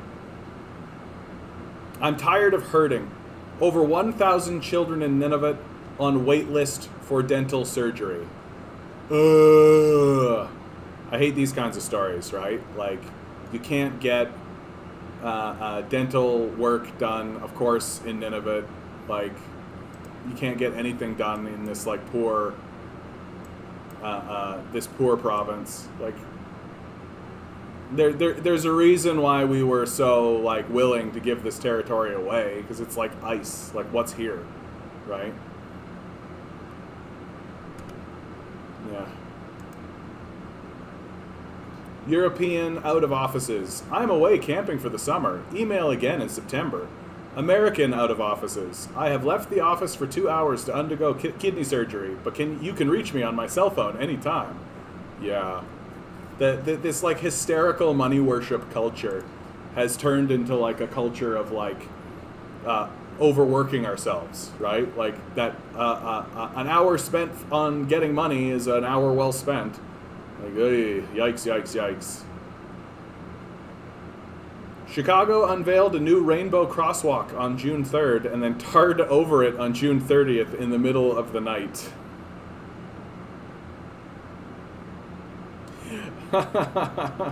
Yeah, like, how performative can you get, right? Like, how performative can you be? This, like, and that's all it is. Like, the corporate state doesn't give a fuck about LGBTQ month or any of this kind of stuff, right? They give a fuck about selling you shit. That's it. And if they can do it by waving a little pride flag in your face, right? This is the designated month for pride. I will wave the pride flag a suitable number of times. Buy my product that has rainbows on it, for I am in favor of your chosen policy. Keep purchasing from me, corporate brand. Like, they're all the fucking same. Oh, this was great. I don't know if you guys have seen this. This is called the minimum wage machine, right? So you turn this crank. This machine allows anyone to work for minimum wage for as long as they like. Turning the crank on the side releases 1 penny every 4.97 seconds for a total of 7.25 per hour. This corresponds to minimum wage for persons in New York. This piece is brilliant on multiple levels, particularly as social commentary. Without a doubt, most people who started operating the machine would would quickly grow disheartened and stop when they realized how little they were earning by turning this mindless crank. A person would then conceivably realize that this is what nearly 2 million people in the United States do every day, at much harder jobs than turning a crank. This turns the piece into a simple, yet effective argument for raising the minimum wage. The idea that the minimum wage is $7.25 in the United States is all the evidence you need that the United States is a slave culture. Like, they took all of that chattel slavery kind of positioning and they funneled it into their prison system and funneled a lot of that energy into the wage slave system, like, which is pernicious and exists here in Canada as well. Like, wage slavery is real. It's part of the system, and we need to abolish it, obviously. And art pieces like this go a long way to helping out with that initiative. Well, and just realizing and just getting people to realize that, like, you live in a wage slave society. Like, I don't know how often I'm going to have to say this, right? Like, we live in a wage slave society. And it's going to get worse as rents continue to go up, as prices continue to go up, and wages continue to stagnate. Like, if it wasn't for the fact that there was a minimum wage increase in Ontario, I would have been forced out of Ontario years ago. And now I'm, like, refusing to participate in capitalism for as long as I possibly can. And hopefully this channel takes off to the point where I'm able to subsist on this. So please consider like, share, subscribe, and donate to my Patreon. Thanks. The anti-capitalist lies that keep people clinging to our capitalist dystopia. Oh, this is fun. I really like this Rainer Shea. I've been seeing a lot of Rainer Shea's stuff, and anytime I see this name, I think this is going to be good. This is going to be good. 12-minute read. Yeah, communism is tyrannical in nature. Yeah, that's hilarious, coming from, like, people who literally drop nuclear bombs on Japan. Communism leads to tyranny when put into practice. Yeah, okay. Oh, this guy's, like, really done his research. I'm gonna put this. If you donate, you get to go into my Patreon. See wonderful articles like this from our wonderful, wonderful community. And by Patreon, I meant Discord. We have a wonderful Discord community set up for people who are part of the Patreon, where we have ongoing conversations and share information with one another. It's absolutely wonderful. This is a story you won't hear on the news, but it's important as anything you will read. Here's the story of one man who got lost in jail, and it says a great deal about our society. The man was arrested by sheriffs in Houston for possession of meth. He was kept in a cage before any legal proceedings unless he could pay a predetermined amount of cash, a problem across Texas. He was too poor to pay, so he stayed in jail. Court records show that cops, prosecutors, and judges knew that he had been determined to have a mental illness or to be a person with an intellectual disability by the local mental health authority. Even though no one believes that caging a human being with a mental illness or intellectual disability for drugs will do any good for anyone in our society, human caging is literally the only response that police, prosecutors, and judges know. Their budgets depend on it. Based on court records, it looks like everyone forgot about the man. He was appointed a private contract lawyer, and there is no evidence that his lawyer even filed a single request for his release. Neither the DA nor the judge even bothered to bring him to court. This is common. In Texas, many lawyers make huge money in a corrupt system where they work with judges to secure lucrative private contracts to represent the poorest people. These rich lawyers and judges block the creation of quality public defender offices. Texas relies on cash bail and corrupt prosecutors, judges, and cops to keep people in jail unless they pay enough. They all benefit. Only the U.S. and the Philippines allow this kind of for-profit bail bond system to make profit from separating families before trial. Prosecutors and judges know that poor people face enormous pressure to plead guilty just to get out, and mass coercion to plead guilty is the only way to keep their assembly line efficient. Harris County is the exoneration capital of the world for wrongly convicted people. After 6 months, the man wrote a desperate letter to the court, begging someone to notice him. He begged to plead guilty and get probation. No one cared. He remained in a cage without any court hearings to release him for another month, then 2 months, then 4, then 6. Finally, after 6 more months, the court had a hearing to hear from the man. He had been in a cage for more than a year, even though he was presumed innocent of the drug possession. The court released him for free immediately as people were dying from COVID in the jail. He has been free for a year with no sign of any problems, but since he's free, They can't coerce him to plead guilty, so there's a backlog of cases. So prosecutors, bailout industry are urging Texas legislatures to expand cash bail. They know jailing coerces guilty pleas. I often post about jail deaths, but much of the pain and suffering inflicted by prosecutors or judges never makes the news. Bureaucrats show horrific indifference to human life in cases like this each day. There are 6,000 people just in the Houston jail who can't pay cash bail. The teams, Civil Rights Corps, Texas Jail Project, and Fair Defense spend a lot of time searching through jail court records to document these crimes against humanity. We are up against an entrenched and profitable culture of indifference. Read people's stories here. Wow. That is stunning, man. That is stunning. It is stunning to know that there are, like, this is the thing that people do not understand about the United States prison system, right? Is that it's a privatized system. Yeah. Because it's not a legal system, right? That's the thing. Once I realized this, once I realized that the American legal system is not a legal system, it is just a hierarchy of bribes. That's all it is. I'm glad, Jacqueline. I'm glad. I can see it allowing the elite to just pay their way out. Exactly. It just lets rich people, like, there are no crimes in the United States because you can always pay your way out, right? And if you're rich, right? So if you're rich, there is no real legal system. It's just the price for doing the crime. That's it. And if you're rich enough, who gives a shit, right? Like, do you think Jeff Bezos really cares where he parks his car? Do you think it's a real problem? He probably has, like, an automated system that he just, like, literally takes this ticket and puts it on a desk somewhere, and then it disappears and he never has to look at it again, right? Because he's got some lawyer who takes care of all this shit for him, right?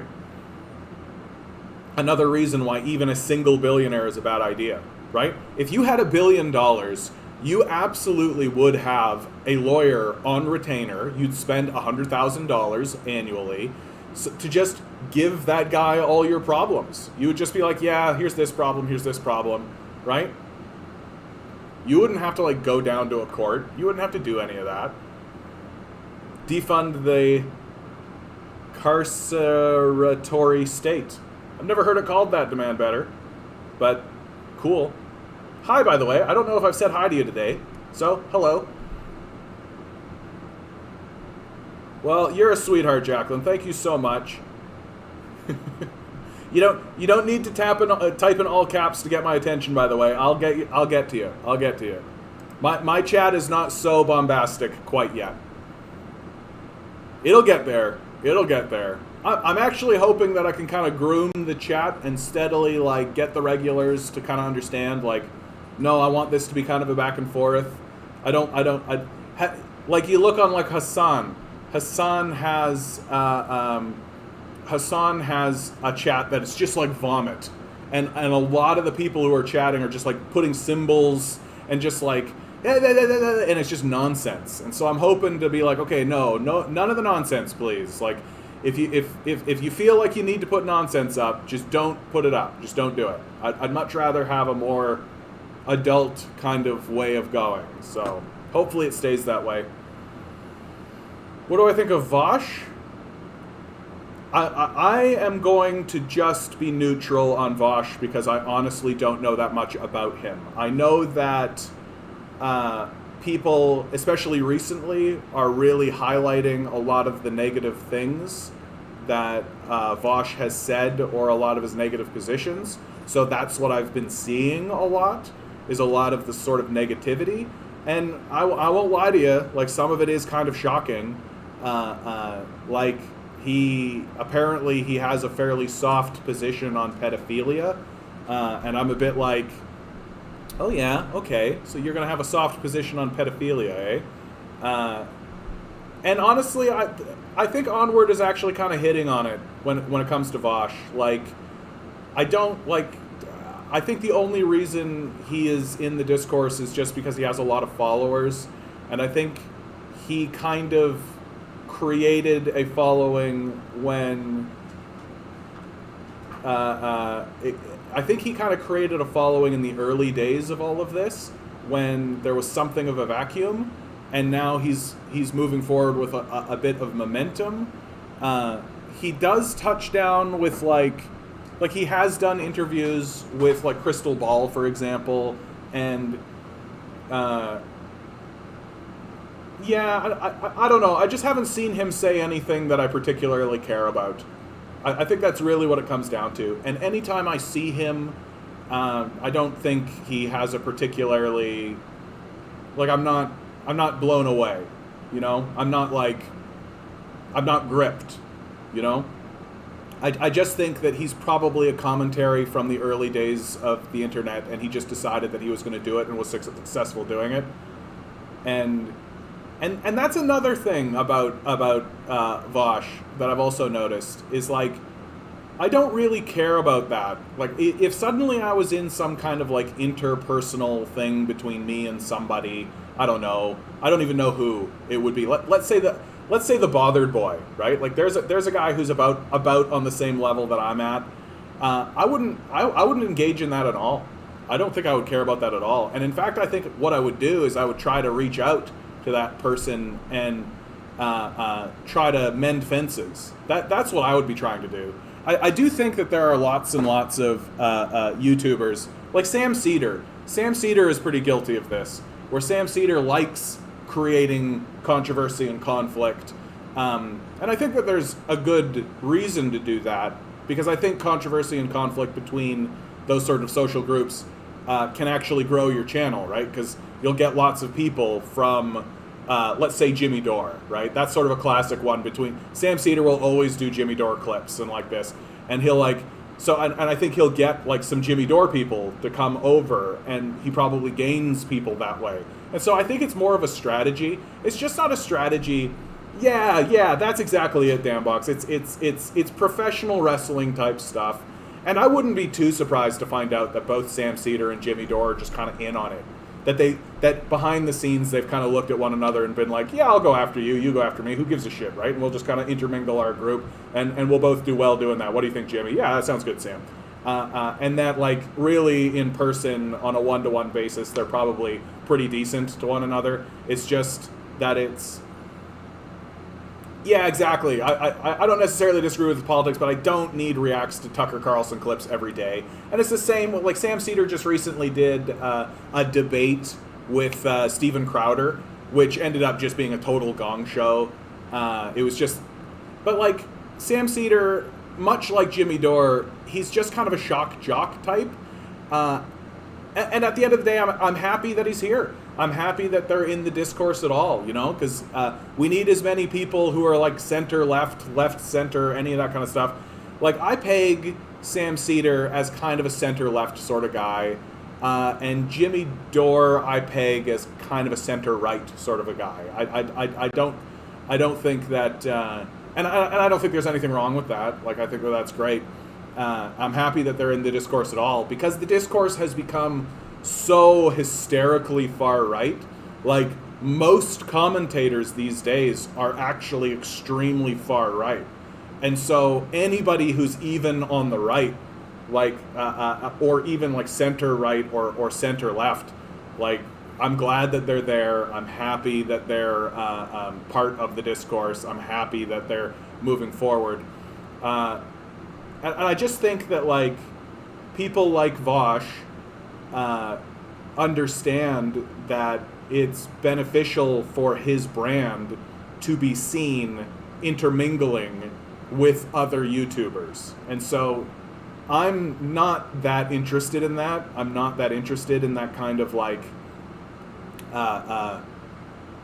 because it's cyclical and it's masturbatory at the end of the day, right? It's about building your own brand instead of trying to build a movement to actually achieve anything, which I'll be as explicit as I can be. I want to turn this into I want to be able to say hey guys, we're going here, and a bunch of people are going to show up with me, and we're going to be there, right? That's what I want. That's what I want this to turn into. Guys like Hasan, guys like Vosh, near as I can tell, they're just happy living in their kind of insular world. They're happy that they say things and people respond to them, and they're happy that they get the donations and all this kind of stuff. They're happy they get to do interviews with Crystal Ball or interviews with like each other, right, and all of that. But like, they're not actually saying, hey, there's a protest here, let's go, right? Like, especially someone like Hasan. Like, if Hasan actually like started to say, there's a protest happening this Saturday, everybody go there, Hasan could become one of the most influential people in American politics, right? I think there's a reason he doesn't do that, because he doesn't want to have the CIA and the FBI in his business, right? Which is exactly what would happen. But he could be doing that, right? He could be doing that. And that's kind of how I feel about Vosh ultimately, is that, like, as we move forward and as things crumble and as the society becomes more galvanized, figures like Vosh are just going to become more and more non-relevant to the conversation. Because figures like me are showing up.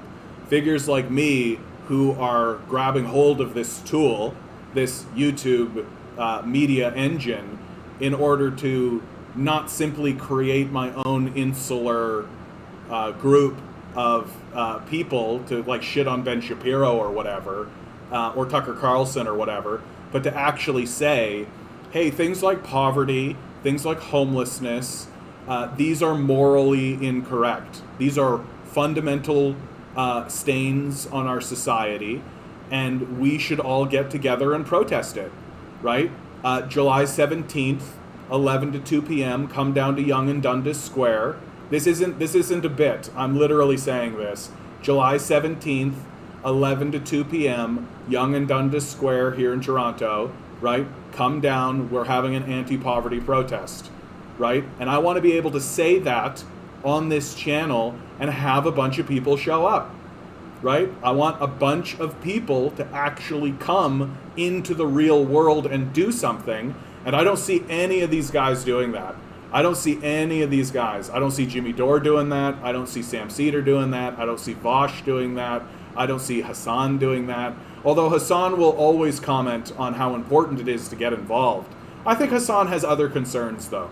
Like, Hasan is of Turkish descent. I think if he started to agitate in America that way, given kind of the quote-unquote legal structure that exists in America, I think Hasan would be faced with some very serious stuff very quickly. And so I can kind of respect why he wouldn't do that. But someone like Vosh, like, you know, near as I can tell, just like a white dude, well, why isn't Vosh actually using his energy to actually mobilize people to actually do anything, right?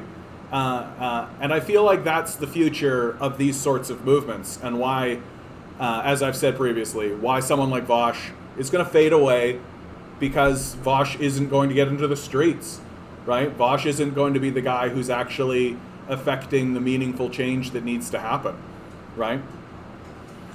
The left could mobilize and be much stronger than they are, but instead of having peaceful assembly, we get right-wing maniacs showing up to the Capitol January 6th. Yeah, Trump knew how to get things cooking. Yeah.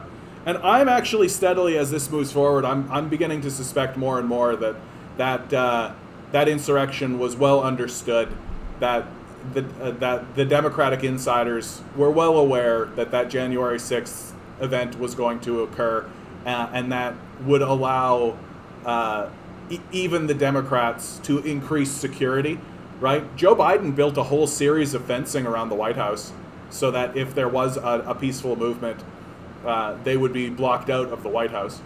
And he used January 6th as the excuse to do that. Respect to someone like Kyle Kulinski. He's got a huge platform on YouTube, but that dude has put in the work. Yeah, he co-founded the Justice Democrats. Yes, I think that Kyle Kulinski is like the tip of the spear for sure. Again, I think that Kyle Kulinski could be better at galvanizing people, getting them into the streets. But he is, in almost the truest sense of the word, a newsman. You know, that he understands his job is not only to act as a commentarian, but also to like break stories, to get the news out there, to talk about the news. And I feel like Kyle Kulinski is very honest and forthright in the way that he does things. So always a worthwhile source. Jimmy Dore has, and so has Slow News Day, Nico House, and COVID Couch have all mobile. Have they? Have they? Perhaps I'm speaking out of ignorance, Jeff. That could perhaps be the truth. I know that Jimmy Dore is constantly pushing on, especially the squad to push on things, but perhaps I am speaking out of ignorance, and I retract my statement if that is the case. Granted, he does admit that the Justice Democrats is currently a failure because they're not fighting in the House of Representatives. I think I actually do land on Sam Cedars' point on this, which is that growing that kind of internal movement does take time, and that there's only like 6 of them, right? Like there's not this enormous, and it's not like there's 6 of them and they're like tightly bound, right? It's very believable that they've been split apart and isolated, and that sure they might get together and have like their little bro down moment, but like it's very easy for me to believe that the system has kind of torn them apart and isolated them and kept them insular, and they're very small. They're a very small movement, and but the fact that they're there at all, the fact that they're there at all is the story, and hopefully it'll begin to grow. It'll begin to continue growing. I don't like Jimmy Dore, but I also can't respect the hysteria over him by people like Nomiki Konst. Yeah, like it's totally fine if you don't like Jimmy Dore, and he'd be the first guy to say that, right? He'd be the first guy to be like, yeah, if you don't like me, I don't care. Like, not everybody likes everybody. That's just the truth of it. But like, there's nothing hysterical about him. Like he really does at least try to tell the truth, and at least try to be honest about what he's saying. I don't always like his take. Like, I think he's always trying to find the asshole take. You know what I mean? Like, he's always just trying to be the asshole, which, I mean, if you're a shock jock comedian, like, that's what you're doing, right? But at the same time, he has, like, Max Blumenthal on his show all the time. He has Aaron Maté on his show. These are award-winning journalists who people should know more about. If you don't know The Gray Zone, I think I just have it right here. The Gray Zone. This is one of the most important news sites on the planet. If you don't know this site, you got to know this site. Like this is really, really important, unbelievable stuff comes out of this. The Julian Assange story, of course. The case on Julian Assange has now officially collapsed. It is no longer.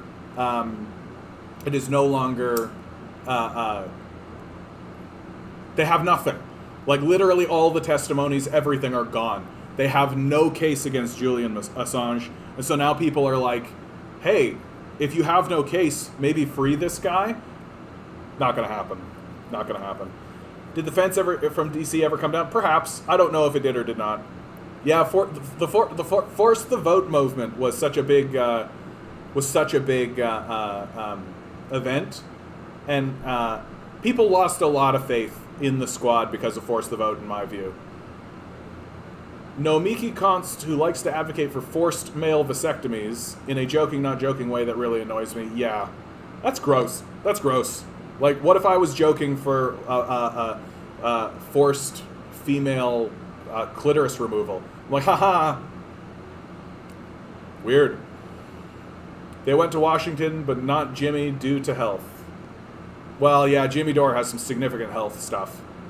When he talks about that kind of stuff, I'm like, wow, dude, like, I'm surprised that you lived. Like, I'm surprised Jimmy lived.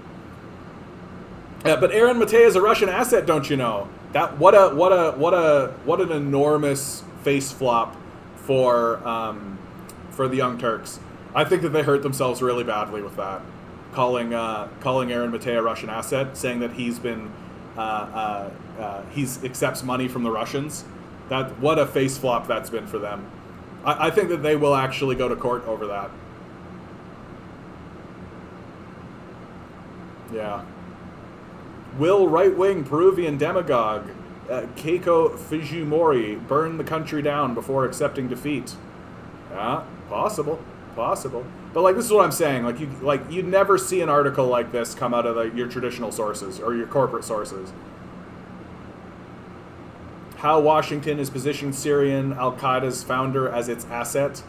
This is something I love. Like, they completely get into how the United States uses organizations like Al-Qaeda as enemies and then allies, right? That they'll like demonize Al-Qaeda domestically, but in foreign politics, they're actually well in bed with Al-Qaeda. Anyway, really great, really great stuff. Can be pretty heavy. Ben Norton, who runs Moderate Rebels, is really strong commentator. Moderate Rebels also another really. Ben Norton is one of those guys who nobody talks about. He's just like he's on the periphery of the periphery, which is weird. Like, and I feel, because he's in the gray zone. He's got the Moderate Rebels. He does lots of really great interviews. So I don't really get why Ben Norton is sort of not talked about. He does great work. Like, U.S.-funded Belarusian regime change activist arrested on plane, joined neo-Nazis in Ukraine, right? Like this story, this Roman Protasevich, right? That story that broke. Yeah, well, we found out he's a neo-Nazi, right? Like, so here's the story.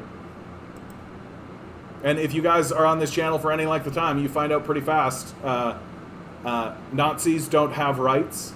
That's my position completely.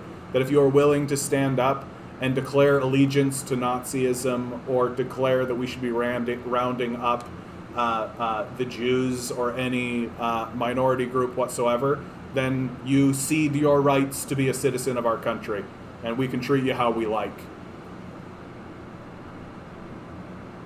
Under no pretext should arms and ammunition be surrendered. Any attempt to disarm the workers must be frustrated by force if necessary. Karl Marx. A well-regulated militia being necessary to the security of the Free State. Yeah, people are really worried that there's going to be a big disarmament movement in the United States, and it's just not going to work.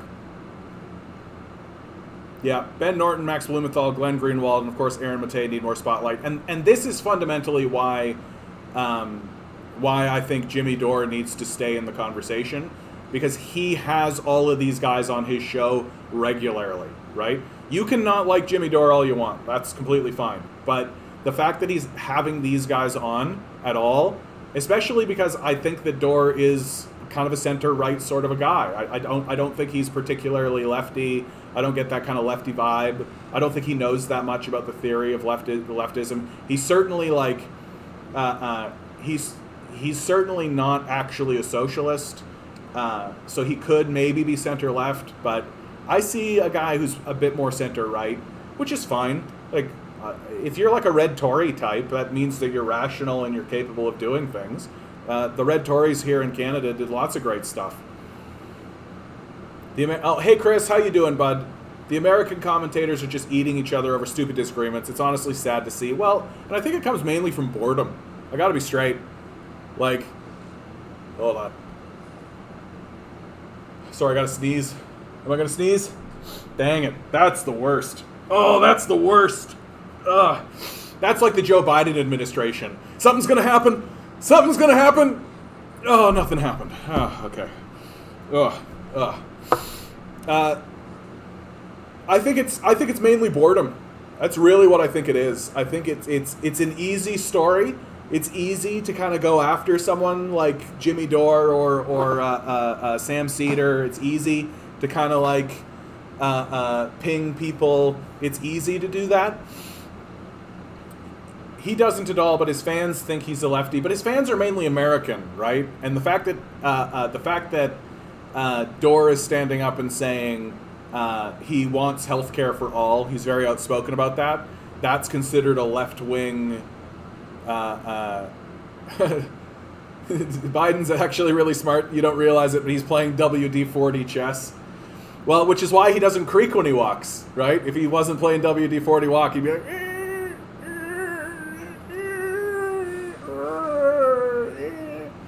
Yeah, I mean, I take a look at Dor and like the the only reason people in America think he's a lefty is because the politics are so far to the right, right? But like here in Canada, Jimmy Dore would probably be considered like a center right wing kind of guy. Like he might vote liberal, right?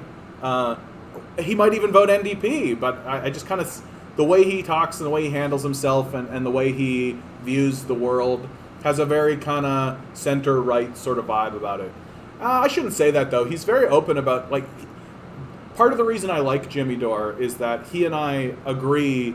We have a very similar view in regards to our spirituality, in regards to how we view kind of how the world itself operates, that there's a singular energy that we're a part of.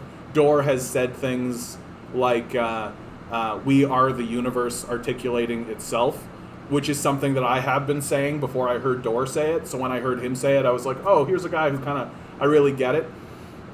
And ultimately, Dore reminds me a lot of kind of rural country folk, you know? Like, I'm from Manitoba, right? So I really get kind of this rural attitude and this rural kind of thing.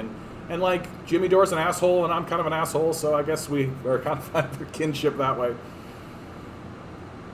Yes, exactly. How sad that I want free healthcare for everyone, including fascists, is an extremist take in the United States. And it is. That's what is sad about what's happening in the United States, that that's considered an extremist view. Like, and I've noticed that with my view of everyone should have food and shelter, right? I have this constant, pernicious, ongoing view of that everyone should have food and shelter. It's absolutely central to how I view the world, and it's absolutely central to what I'm willing to fight for, that everyone should have food and shelter. And if the private sector can't provide food and shelter, then the public sector must. And it's shameful that shelter and food is not guaranteed in the Constitution, in our Charter of Rights and Freedom. It's shameful that we are allowed to complain about our starvation and complain about our homelessness, but we're not allowed to expect something be done about those things, right? And for this view that everyone should have food and shelter, I get called a kooky far left communist. So I'm just like, well, might as well brand that way, right? They're gonna think I'm this anyway, so use it as a shield. Then they can't use it against me. Propaganda is a hell of a drug, dude. You're absolutely right. Yeah, they think healthcare is a left-wing thing. They don't realize that even right wings in other countries support it. Well, once you realize what it is, you realize that you, as a right winger, you'd be insane. It's cheaper. Like I like if there is ever a right wing position, if there is a position that you could specifically take a stake and plunge into the ground and say right wing, it's cheaper, please.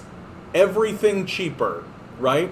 Less expensive, less taxes, less bloated government services, right? Less government waste. Small government, all of that kind of thinking really does all boil down to as cheap as possible, please. Well, guess what? Single payer healthcare is much cheaper than private healthcare systems, even for the people who can afford the healthcare, even for people who can afford it. So literally the only reason to stand up and be against state-sponsored healthcare at this point is because you want people to suffer. That's literally the only reason. And that's not a political position that we should tolerate. Like, that's not a political position that we should tolerate. That is fascism outright. Like, if anything is fascism, it's standing up and saying, I want people to suffer. Like, it's unbelievable that we tolerate it. Just so you guys know, there's a thunderstorm brewing here, so there's a possible power outage that could happen. So if I cut out early, that's going to be the end of the stream, okay? Because it's just, that means that the power's out. Just so you know. Which, if you want to get your donations in now, now's your time. Equal rights and economic democracy is really a moderate position. Absolutely. Absolutely. Why wouldn't you want to live in a society where everyone has equal rights? I can't think of a single reason.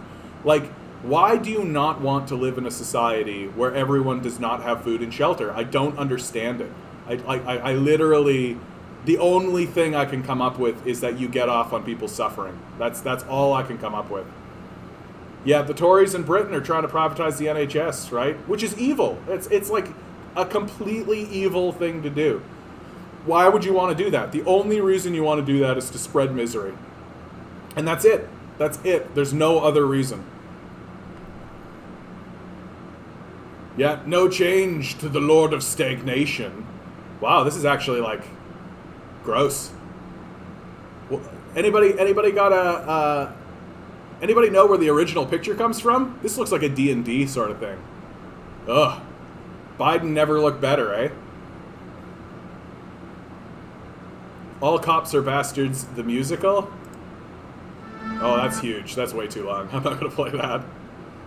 Well, it's telling that they have, like, Les Miserables in there. Like, Les Miserables is a story about a cop who is just kind of an asshole, right? Pursues...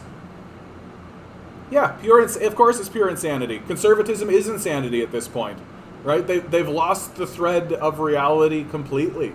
Like, what's the point of a political system? What's the point of a society? What's the point of a civilization if not to constantly improve the lot of the poorest and the most vulnerable? And through improving the lot of the poorest and the most vulnerable, you improve the lot of everybody, right? That if the poorest and most vulnerable person in your society has access to free healthcare, free education, food, and shelter, well, then so does everybody else. And that means that you live in a society that doesn't have homeless people collapsing on the streets, that isn't full of morons, that isn't full of sick people, right? Like, don't you want to live in a society that's free from all of these sort of horrible outcomes that privatization inflicts on us? Like, things could be so much better than they are, and it really, like, it's a real testament to the insanity of humanity, to the just, like, built-in stupidity of humans, that we have gone down this overt and obvious fascist rabbit hole. Like, we could be doing so much better than this. American influence, same with Canadian. American lobbyists are pressuring conservatives here to pick away at OHIP. Yep, put in a two-tier system. Yeah, since Ford got in power, I have to pay for services that used to be zero. Yep, exactly. And let's not fool ourselves about how it works here in Canada. That the liberals and the conservatives work together, right? And the goal of the liberals especially is to push things forward one step, right? So that they can be like, look, we changed it. Look, everything's better. Isn't it so much better than it used to be? So they push things forward one step, which isn't enough, and everybody knows it isn't enough, and everybody complains about it. And then when they get fed up with these liberals who are actually conservatives, because it's just like a conservative waving a little pride flag in front of your face, then they dump the liberals and they go conservatives. Well, then the conservatives push it back 2 steps, right? So forward 1, back 2, and you vote liberal again because you realize these guys are psychopaths. And then the liberals put it forward 1, and then the conservatives go back in, back 2. Forward 1, back 2. Forward 1, back 2. Forward 1, back 2. Forward 1, back 2. Forward 1, back 2. And that's the intentional strategy of the liberal-conservative alliance. That is obvious. It's clearly in front of you. And yet people still say things like, oh, I gotta vote liberal because if I don't vote liberal, then the conservative will get in. And so? Like, so? Near as I can tell, liberals and conservatives are the same team. They work for the same people. And if you dump these liberals completely and let the conservatives get in, then maybe you'll actually get like a squad of liberals in that are actually willing to do something. Although I'm yet to see that work, right? So the actual strategy is just to fucking abandon the liberals completely. Like, stop voting for them completely, full stop. Like, if you're voting conservative, you're evil. And if you're voting liberal, you're at best gullible, but at worst and most likely a coward, right? That those are the positions you are afforded if you're voting liberal. There's no such thing as a liberal that's voting being like, oh yeah, and this will make things better. Like, that's not real. Like, I can't imagine a more delusional position to take. Like, Liberals don't make things better. They don't even try. Like, they're not interested in that. They're interested in conning people into believing that things are going to improve while they do absolutely nothing, so that they can go to brunch with wealthy people, so that when they finally do get ousted from office, they can go sit on the board of directors of like Fanco or ExxonMobil or like some bullshit kind of thing where they literally have to show up once a year and do like a 5-minute speech. That's the grift. And it's obvious and it's overt and it's directly in our face. Yeah, it's the same game as the Dems and Republicans, right? And as long as they can blame each other, then you never have to actually talk about the system. You never actually have to talk about class, right? As long as you can point your fingers at this political party, even though you're allied to them. Like, they're obvious. Like what? You think that when wrestlers in the WWE go out and they're like, I'm gonna take this man to the mat and I'm gonna crush his bones. His mama will never recognize him again. You think when they're back in the locker room that they actually talk that way to each other, right? Because that's what you're saying to me. That's how stupid and gullible you have to be to listen to these liberals and listen to these conservatives talk about each other and actually believe that this is genuine and actually believe that the discourse that's happening here isn't just an agreed upon discourse where they're both being like, okay, so you'll go into the House and you'll stand up and say, oh, it's an affront that the liberals have wasted taxpayer monies on the WE scandal, right? And we'll stand up and say, we are doing everything we can for the Canadian people and making decisions on their behalf, and we are working with the legal system in order to work this out. And we're both going to have that long conversation about that, so we'll never talk about the Canadian Infrastructure Bank. No one from the Conservative Party will stand up and talk about it. No one from the Liberal Party needs to respond to it. And we all agree that's the truth, right? Yeah, and then they all go into the House, and somebody stands up from the Conservatives and like, these Liberals are robbing Canadians, and they should be taken down to the mat and broken apart. And then someone from the Liberal Party stands up, and they're all like, I disagree with the Conservatives, of course. Their view on all of this is so barbaric and behind, right? Like, and that's the conversation, such that it exists, and it's nonsense. And the Canadian populace, who's essentially Bob and Doug McKenzie, just being like, oh, hey, did you hear what the Liberals said about the Conservatives? Hey, they really took it to them, eh? Oh yeah, those Conservatives, they said a thing or two, eh? And they're too fucking stupid to realize that, like, it's a grift, it's a con, it's a game. They agree with one another.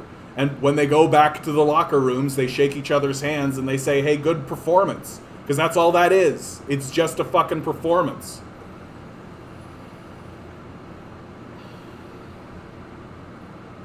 What are your thoughts on the Jimmy Dore, Kyle Kulinski breakdown? I don't think I know enough about it, and I feel like I've talked enough about Jimmy Dore and Kyle Kulinski today. Privately, Tip O'Neill and Reagan were always on cordial terms, yeah, or as Reagan himself put it in his memoirs, they were friends after 6 p.m. Yeah, exactly, right? Like, these guys aren't enemies. They go to the same places, right? They go to the same clubhouses, they have the same friends, they rub elbows with everybody.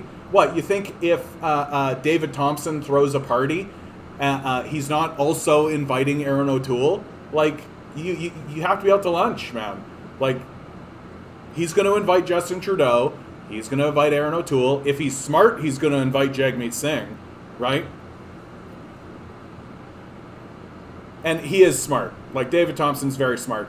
I actually think that David Thompson is probably the smartest billionaire in the world, because he has done an immaculate job of just being invisible. He literally is just like a ghost. No one knows anything about this guy. Nobody knows who he is. He doesn't do interviews. He doesn't really talk to anybody. He doesn't try to influence anything. He really just is like, he's just a ghost, right? And when he tries to get into the discourse, he does it through the Globe and Mail, through like a staff editorial, right? There'll be like a staff editorial and you'll literally read it and be like, this was fucking written by David Thompson, right? But people don't really get that David Thompson owns that paper and that he does that kind of thing. And they don't get, like, people are like, well, what does he own? Like, what's his big claim to fame? Like, Jeff Bezos has Amazon, and people understand that, right? Jeff Bezos owns Amazon, and he does Amazon, and so he is Amazon. And it's the same thing with Bill Gates, right? Bill Gates is Windows. Elon Musk is Tesla, right? So people can, like, plant these flags, and they understand. David Thompson is so much smarter than this because David Thompson doesn't own anything. David Thompson owns 20% of everything, right? He doesn't have a controlling share. He doesn't have, like, majority share in anything. He just owns 20% of everything. And should a company start to decline in his portfolio, he just drops that 20% and picks up another 20% somewhere else. And if this collapses, it doesn't matter, right? So his wealth is permanent. It's entrenched in the society permanently. It cannot go away. The only way that he could cease being a billionaire in our society is if the entire society itself collapsed, right? Because he's entrenched in everything, and he doesn't feel the need to influence any of this. He's just like, no, you guys are running it. That's fine. That's fine. I get my return. I don't care, right? I don't need to go to the meetings. I don't need to influence anybody. I don't need to talk to anybody. I don't need to. I don't have this desire to be like, I don't have that Elon Musk sort of egoistic desire to be thought of as a genius or famous. Near as I can tell, David Thompson wants to be left alone to pursue art. That's what he wants to do. And not pursue art as in do art, but to, like, look at art. And the only thing that he spends his money on is art, right? And that's what he wants to do. And he was born a billionaire. His title is the third Baron of Fleet. He's literally a baron. He lives in Ontario. I believe he lives here in Toronto. And nobody knows the fucking first thing about him. He's a genius. He's a total fucking genius. Like, literally, at the end of the movie, you take off the Scooby-Doo mask and you go, David Thompson? It was you all along? Like, nobody knows who this guy is. And that, in my view, makes him a fucking genius. Like, when you complain about billionaires in Canada, you're going to hear about the Irvings and the Westons. And they have way less wealth than Thompson does. Thompson has, like, 10 times the amount of wealth as these guys. Nobody knows the first thing about him. Guy owns literally the biggest newspaper in Canada. Nobody knows anything about him. He's a genius. That's how I'd roll it. That's how I'd do it. I would be like, yeah, I'll be a billionaire and nobody will know anything about me. I don't want to be interviewed. I don't want to hear it. I don't want to... Nope. No, I won't own a company. No one will know anything about me. That's exactly how I would do it. Because no one's going to show up at your door, right? They don't know who you are.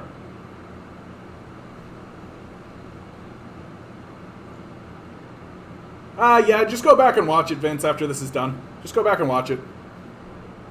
It's fine. Yeah, good time to like, share, subscribe. How are communist millennials navigating a capitalist world? This might go into that lie down thing that you were talking about. It's earlier, almost right?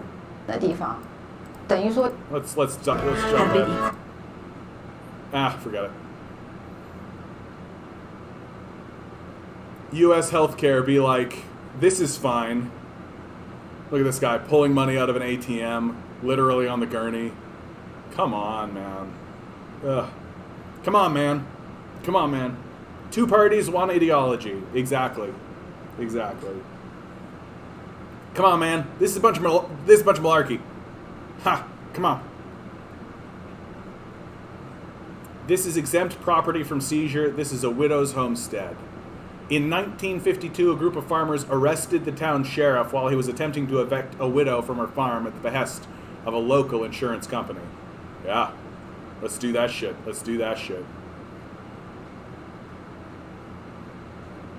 Border restrictions for fully vaccinated Canadians to begin to loosen. Like, the cases are now sub 200. Like, we're in like the 150 range now. So people are really feeling it. People are really feeling like, oh, we're going to loosen.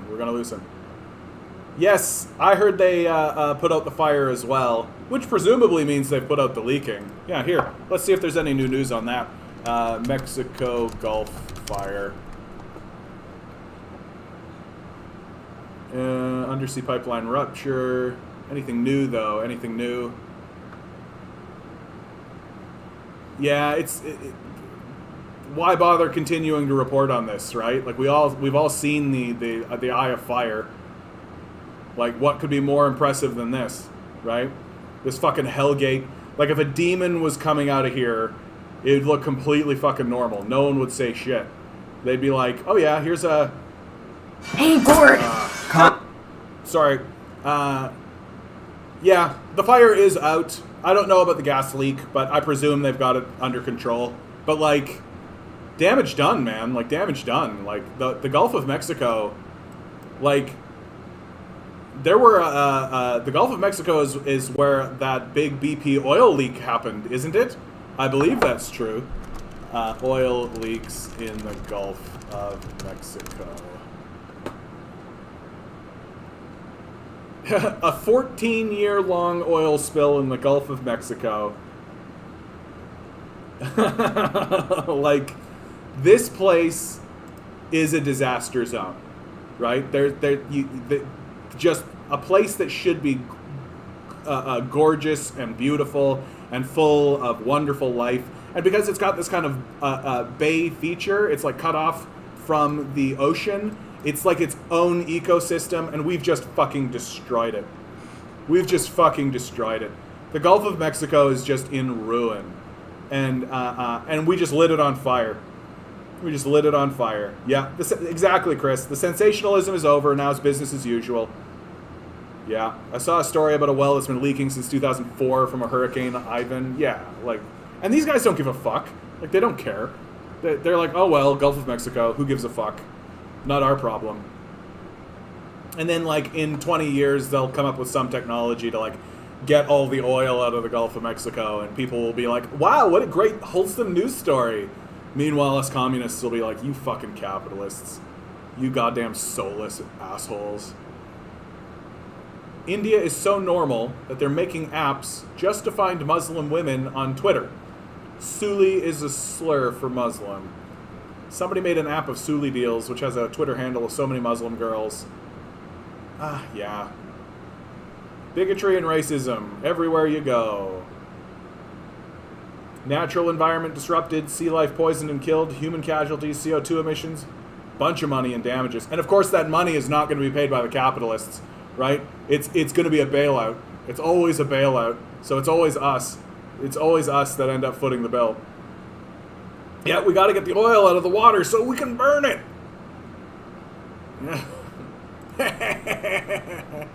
Just watch, man. People have no respect whatsoever for the natural world. You just watch. There's probably some plankton or something that's in there that's like eating the oil, and it's gonna like superpower it, and then there's gonna be some fucking like kraken or something. Like a lightning bolt will hit the water, and then this plankton will like all of these plankton will infuse into some sort of oil super being that'll like totally take out Houston. It'll just like roll up on Houston and just be like, blurg! And the capitalists will be like, God damn, this is good television. That's what the capitalists will be like. Yeah. Letter written by the Palestinian prisoner Ghaddafi Abu Atwan, who has been on hunger strike for more than 61 days in protest of his administrative detention without a charge or trial by the Israeli occupation. To the free people of the world, to the whole Palestinian people, the young and the old, to the Palestinian president and leadership, to the human rights and international organizations, to the national and Islamic bodies, my life is fading away before my eyes. I've lost my health, my body is failing me, betraying me. This occupier is imposing slow death on me in Kaplan Medical Center. Save my life. I thereby announce my water strike in addition to my hunger strike. I entrust my affair to Allah. If he's on water strike, he's going to be dead in a few days. Oh. This one I save. This one I save. Ugh. That's power. That's power. People who can do that, people who can do the hunger strike and the water strike, there's power there. There's power there because everybody intrinsically knows how difficult that is to do. How difficult and how much strength and dedication it takes to actually embark on that journey. That's incredible. But if he's going on a water strike, he's not going to last much longer. Which, considering the conditions he finds himself in, is that such a bad thing? Don't think for a second that the anti-remote work agenda isn't being driven by rich real estate owners with ulterior motives. We all know by now that a large part of the anti-remote work rhetoric is being perpetrated by weak managers and business owners who don't know how to handle not physically lording over the people in office. However, there are much more influential players, wealthier players that own real estate, commercial real estate, and office complex. This is actually an interesting point. What do you think will happen to commercial office real estate if they're suddenly no longer needed? And who tends to own large, expensive real estate? Banks, politicians, other well-connected moguls. Yeah, that's an interesting point. That's an interesting point. I don't know if I agree with this just because I don't think that the banks and politicians and all this care anymore. I think that if you're a billionaire, you no longer care about renting these places out or any of that kind of stuff. You see the collapse coming. You're just happy to have the land, right? That's what you want. You want the land, which is why homes are losing their minds, right? It's why homes are like 100 times more expensive than they were like even 2 years ago. Like they're billionaires are buying the land, and they don't care what's on the land. They don't care. They want the land, right? And why? Because after a collapse of the scale that we're going to see, like the collapse that's coming for the United States is going to make the collapse of the Soviet Union look like baby time. It's going to make it look like baby time. The USA never does anything small, so when it collapses, it's going to make the collapse of the Soviet Union look childish and stupid. Like the United States is going to be like, you thought that was a collapse? Hold my beer, right? It's going to be, because like when the Soviet Union collapsed, it didn't have the reserve currency, right? It didn't have so much of its power in the fact that it had the reserve currency. And the United States is going to have to deal with not only the collapse of its economy, the fact that it's been completely deindustrialized, it's also going to have to deal with the fact that no one's going to trade in the dollar anymore. And so it means that all of their prestige and power that has existed on the world stage for the last 100 years is going to be gone. All of it. Like all of it. No one's going to trade in the dollar. No one's going to trade with the United States. No one's going to be excited with any of this. And meanwhile, countries like China and even Europe and even Russia are building. They're building. They're building. While the United States is what? What? So we're fucked. Like, we're totally screwed. Meanwhile, we've got, like, our Minister of Transportation announcing just now, oh, sure, we've got a plan to do a high-speed rail from Toronto to Quebec City. Sure. Yeah, sure. We're going to break ground on that probably in a couple of years, and then we'll have to negotiate with the billionaires. And so maybe we'll actually have this project done in what? Like, you think 30 years? By that time, like, literally what's going on this landmass is going to embarrass the shit out of us. We are going to be the asshole of the world.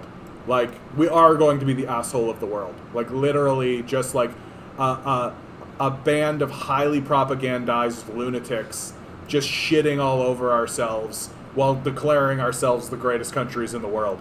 Like, Western civilization is going to look fucking stupid if it doesn't already look that way.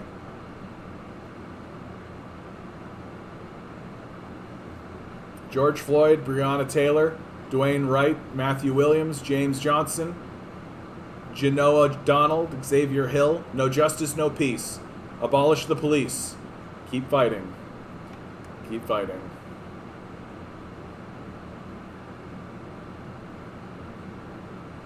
Stop saying China is socialist. It isn't. Yeah. According to some Western dope, Here, let's see. The statements made by figureheads Yeah, such as... some just like white guy probably from Montana, because he knows, right? He knows the difference between socialism and not socialism, right? Certainly not the country that has called itself socialist. Certainly not the country that has said that it is moving towards communism. Certainly not the country that holds up Marxism as an ideal. Certainly they don't know, right? This is just like white colonial xenophobia at its best, right? Don't listen to the people who are actually doing it.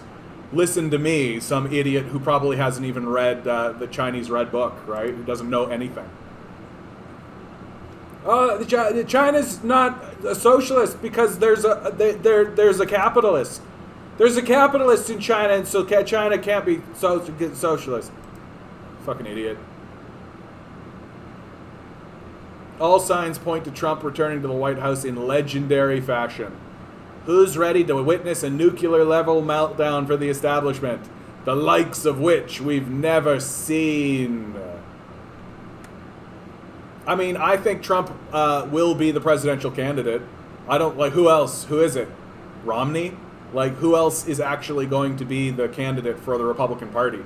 Ted Cruz? Like, what? Who? For real? Who? Like, there's nobody. I actually think it's more likely that you'd see, like, Don Jr. than you'd see anybody else. Maybe we'll invade Canada to reinvigorate our economy. A lot of people are saying it. What? Really?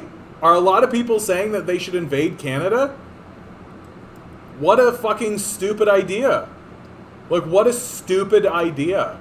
Dude, if you want the United States to become completely isolated on the world stage instantly, invade Canada. Right? You'd win. Like, don't get me wrong. You'll win. Ron DeSantis, you think? DeSantis.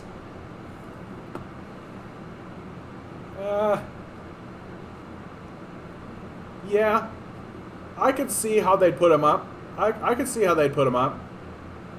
The thing is that they're, like, the Republicans, the quote-unquote Republican insiders, don't exactly realize how badly they have screwed up. Like, they don't exactly realize what they're dealing with. They don't fully recognize that they've lost control, right? That the QAnon types, that the anti-Iraq war types are have taken that party over. Oh, I see. Oh my God. My heart. I can't take that onward. I can't take that. But like, I wouldn't. He has that Ted Cruz melted face. Yeah, this is him smiling. This is the biggest smile he's ever done, and he just kind of got. It's got like that Daniel Craig sort of butterface thing going on. Let's see if we can see a really good picture of it. Ah! Yeah, he's just kind of like... Yeah, he'll put up a good fight, but I bet you Trump wins. We'll see. We'll see. There's a lot of road. There's a lot of road from here to there, so lots of shit can happen. Attention, your playset is not an HOA-approved color. Please report to your nearest detention facility for re-education. HOA threatens jail time for family over color of backyard playset? There's no way that's a fucking real story. What are you talking about? We reached Maria Stout late Thursday in advance of her appearance Friday morning, so this post has been updated. Yeah, blah, blah, blah. They started school Wednesday, and this is how we plan to spend our last week. They've been all over the media. What the fuck? Like, what the actual fuck? No, that's so fucking stupid. Don't you know purple's color of the devil? Don't you know that purple is the color of the devil? It's probably because purple is like the Black Panther color. That's probably why. Ugh. Ethicists warn those considering vaccine passports not to brush off privacy concerns. Yeah. Pfizer vaccine 70% effective against Delta variant, claims study. If I click here, am I going to find out that the study was funded by Pfizer? Is that what I'm going to find out? Hold on. Why is this like this?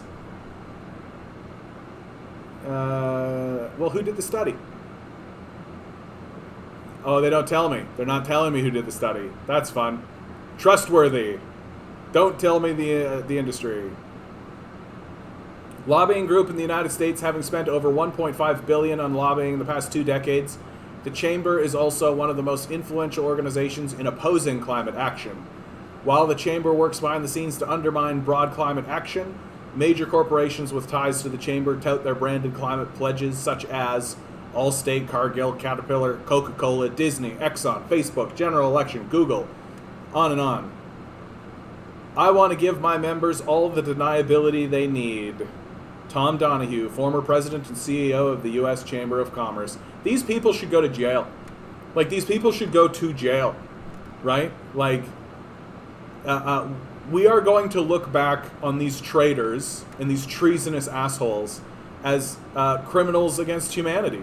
Like, literally climate change deniers, denying the existence of the largest existential threat we're facing. Guys like Tom Donahue should go to jail, right? These companies should be the ones that are responsible for paying for the damages for climate change forever, in perpetuity, if we allow them to continue existing at all. I'm of the opinion that we should just wipe them out. Nationalize them, wipe them out. Because, like, fuck these guys.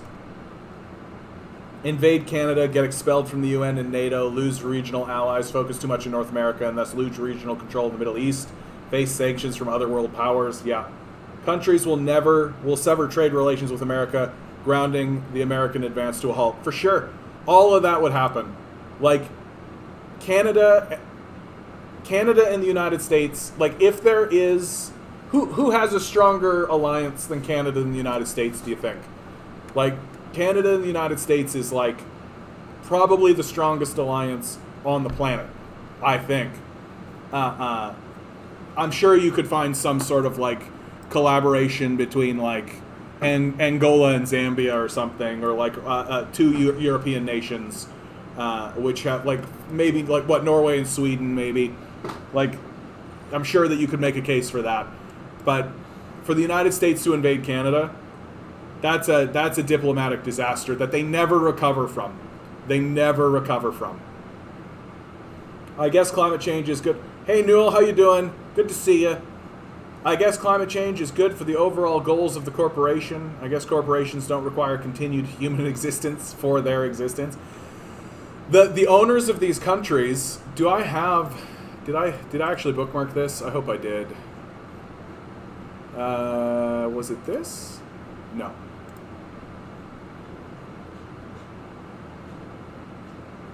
Do I have it?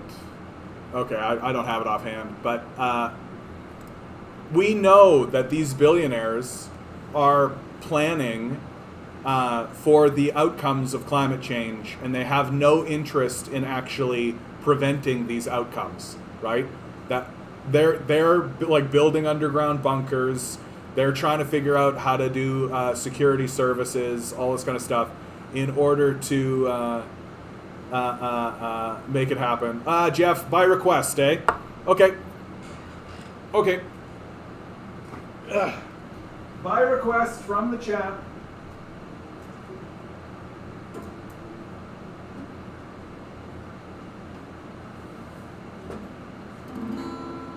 Good enough.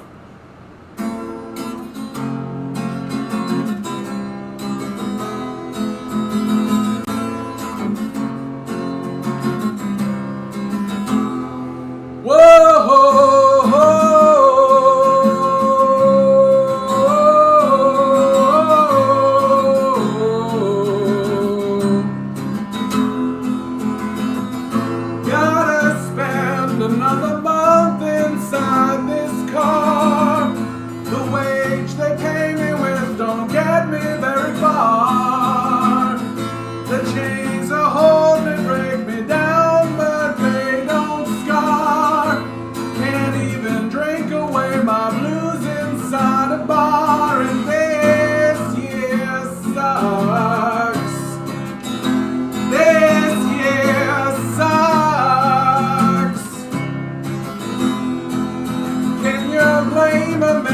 for trying to give it up, and this year sucks. Another day won't help that pain inside your back.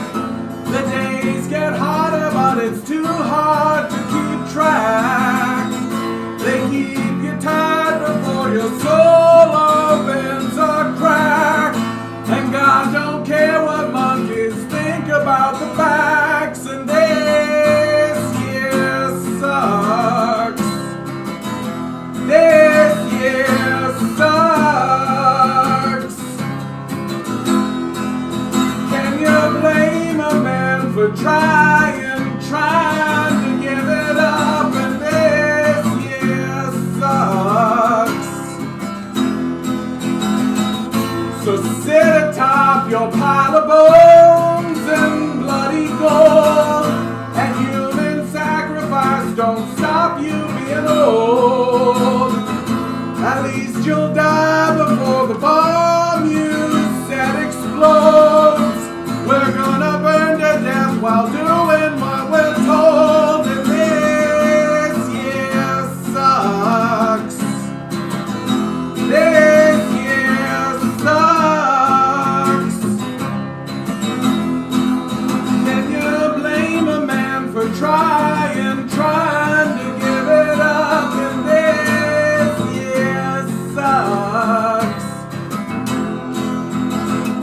It burns down anyway. It burns down anyway. It burns down anyway. It burns down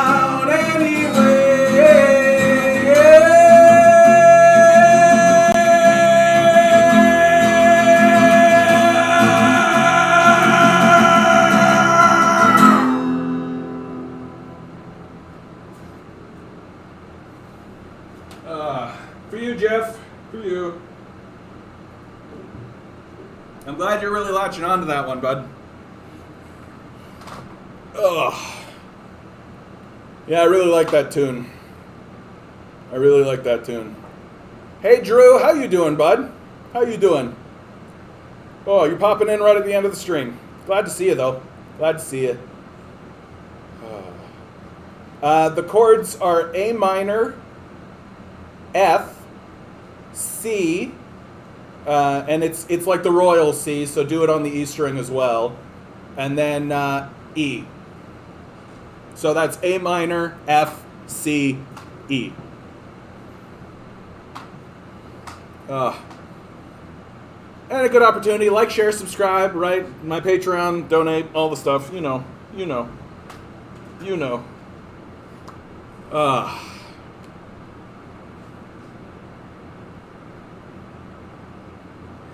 Well,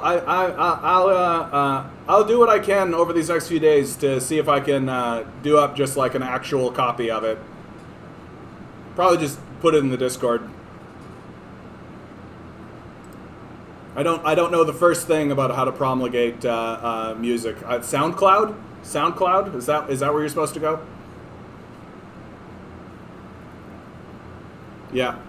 If their country's wealth were distributed equally, an average person would be X times wealthier. United States, the average person would be 6 times wealthier. In Russia, it would be 7 times wealthier. Wow, neoliberal capitalism real working out for the Russians. If global wealth were distributed equally, the average person would be X times wealthier. Oh, there would be a decrease from Canada and Australia. Oh, wow, yeah. Jeez. For the African nations, it's like 100 to 300 times. Holy cow. Yeah. Hardly surprising. Hardly surprising. I mean, considering especially that like much of the wealth that exists in Canada and the United States, as well as Europe and the West and Australia, comes from extracting wealth from other nations, right? Like, yeah, we're hogging it, but also like extracting it. Like, so South America, like South America has undergone like enormous extraction programs, right? Neoliberalism itself is an extraction program, right? Like for God's sakes, Africa, are you kidding me? We literally extracted people from Africa. Like, forget about resources, like, we stole people from Africa. Like, yeah, of course they're experiencing this enormous, and like, the amount of war and imperialism that has been inflicted on the African continent, staggering. So yeah, of course, if we redistributed wealth equally, a bunch of wealth would need to go to Africa because that's where we stole it from. Like, there's no mysteries here, right? Like, there's no mysteries. Yeah, Biden illegally bombs the Middle East again. How long is this? So Joe Biden, it's happening. So why is it important to push back against Saab? They always will. Yeah. Joe Biden is nothing but a... Oh, hold on. Is he against Iran-backed militia? Okay. I thought for a second that this was like a breaking story about bombing Iran. Oh my God. That's terrifying, dude. A war in Iran? Like, Iran is not a pushover. Like, Iran is not just going to lie down and take it. They'll be defeated, for sure. But it's going to require, like, full-scale destruction. And Iran also has, like, military alliances with China, Russia. Like, that's how you unfold, like, some kind... That's why the assassination of that general was such a big deal. Like, remember what started World War I? Remember what started World War I? It was just the assassination of some asshole, right? And then everybody pulled up their banners, and World War I started. But because of the high level of technology that existed, World War I became World War I, right? People didn't expect the Gatling gun to be the thing. To survive in capitalist system, we invest in it ourselves, and then it has us in our grip. Does the war machine even want success, or just endless war times? That is a really, really great question, Newell. Like, that's a really great question. Like, do we think, like, as much as we've been pitched this idea that it's about economics, it seems to me that it isn't about economics, that it is about this existential need to have this void filled inside of us. Chris Hedges writes about this in War is a Force That Gives Us Meaning, that we are not actually over here, and we're not like going over here explicitly or exclusively to get these resources, that it does have more to do with fulfilling this existential need for meaning that seems to exist inside of us, and that war creates a culture that at least fills this void that exists with outside of us. And if it wasn't for war, if the United States didn't have war, then it would have no meaning. It would fall into a state of nihilism because it wouldn't know what it's doing, and it wouldn't understand the purpose of life. And of course, it doesn't recognize that your meaning comes from your self-improvement and the self-improvement of the natural world around you, so that you can give an inheritance to the next generation. That's the true meaning, right? To discuss and discover the purpose of what all of this is, and to improve it so that your inheritors can actually move up and continue forward in this collective discovery of the world that we are in. That's the meaning of all of this. But war is another one.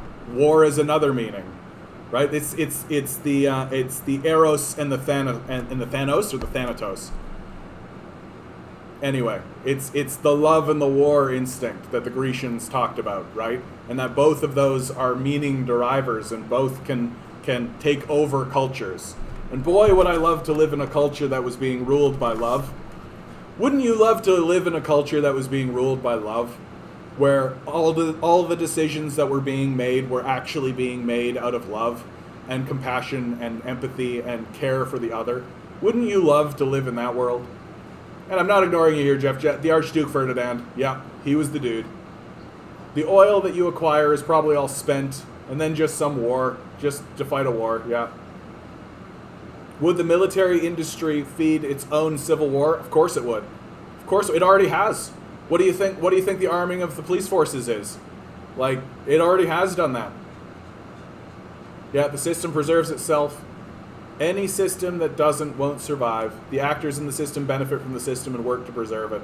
Well, and the actors in the system, you'll find more and more as you do more research on this, they're kind of enslaved to it, right? They're like enthralled by the system, and they can't because everyone around them is also enthralled to the system. Nobody feels that they can actually break out of it and actually act in a way that is different than what the system demands it. And so it's going to be very destructive for the United States. Like, it's going to be very destructive. It's very difficult for me to believe that the United States doesn't plunge itself into some kind of civil war that in some way balkanizes itself. Like, I just don't. Who is the unifier, right? Who is genuinely actually interested in unification?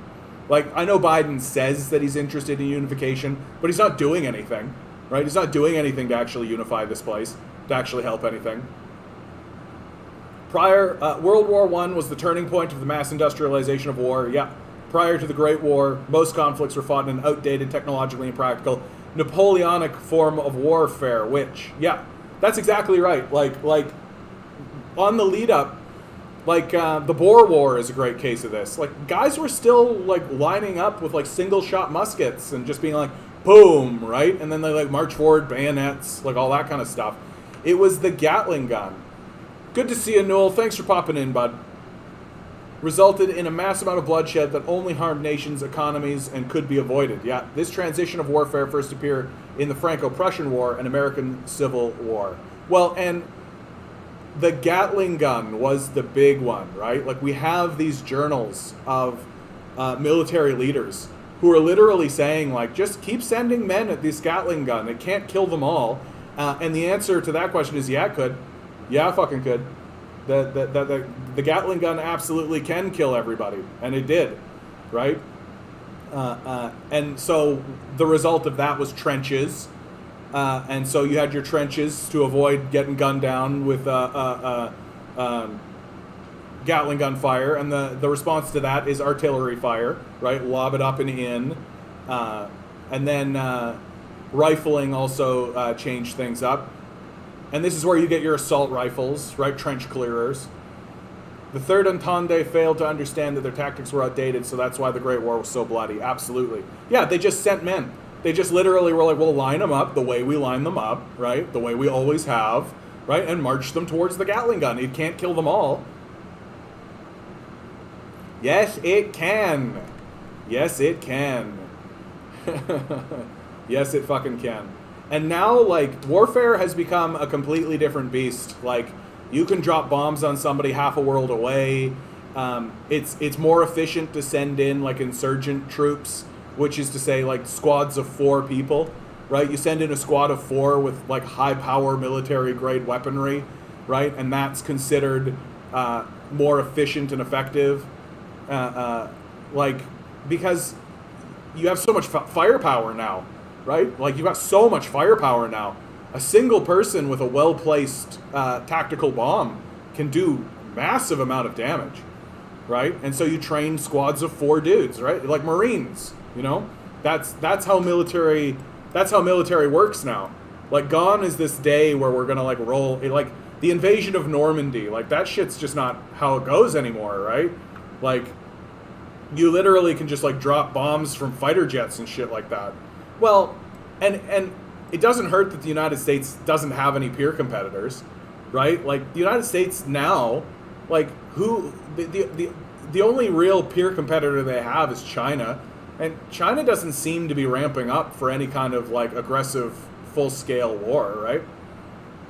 Same thing happens in the succeeding World War II, yeah, as well. In France and the Low Countries that prepared for a repeat of trench warfare, yes, didn't understand that their tactics were inferior to blitzkrieg. That's, I feel for France, because France gets a reputation as being like, oh, they're wimps that surrendered to the Nazis. But, like, nobody understood how quickly those tanks were going to roll into Paris, right? Like, nobody understood at all that, like, we received a letter saying that the Germans are on their way and they're going to be invading Paris. And like the leadership in Paris were literally like, oh, okay, so we'll get prepared for that.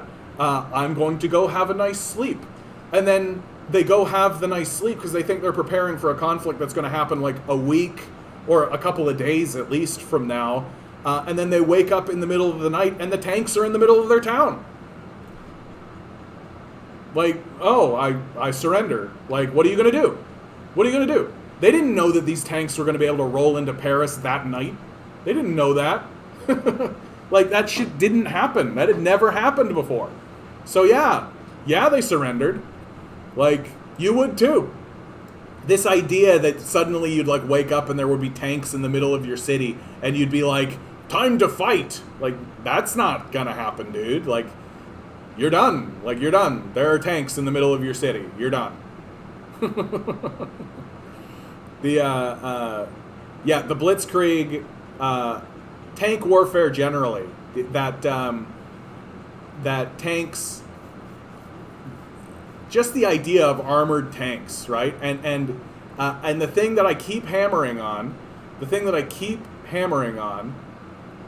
yeah, of course. No, of course the French were involved, and of course they wanted to be involved. But the thing that I think lots of people ignore is that Germany, Adolf Hitler himself credited his defeat to Moscow. He outright said that he did not anticipate the Russians to be able to build as many tanks as they could. That fundamentally what he said was that the communist economy of Russia defeated the capitalist economy of Germany. That's what he said. That the Russians beat the Germans at their own game, which was building tanks.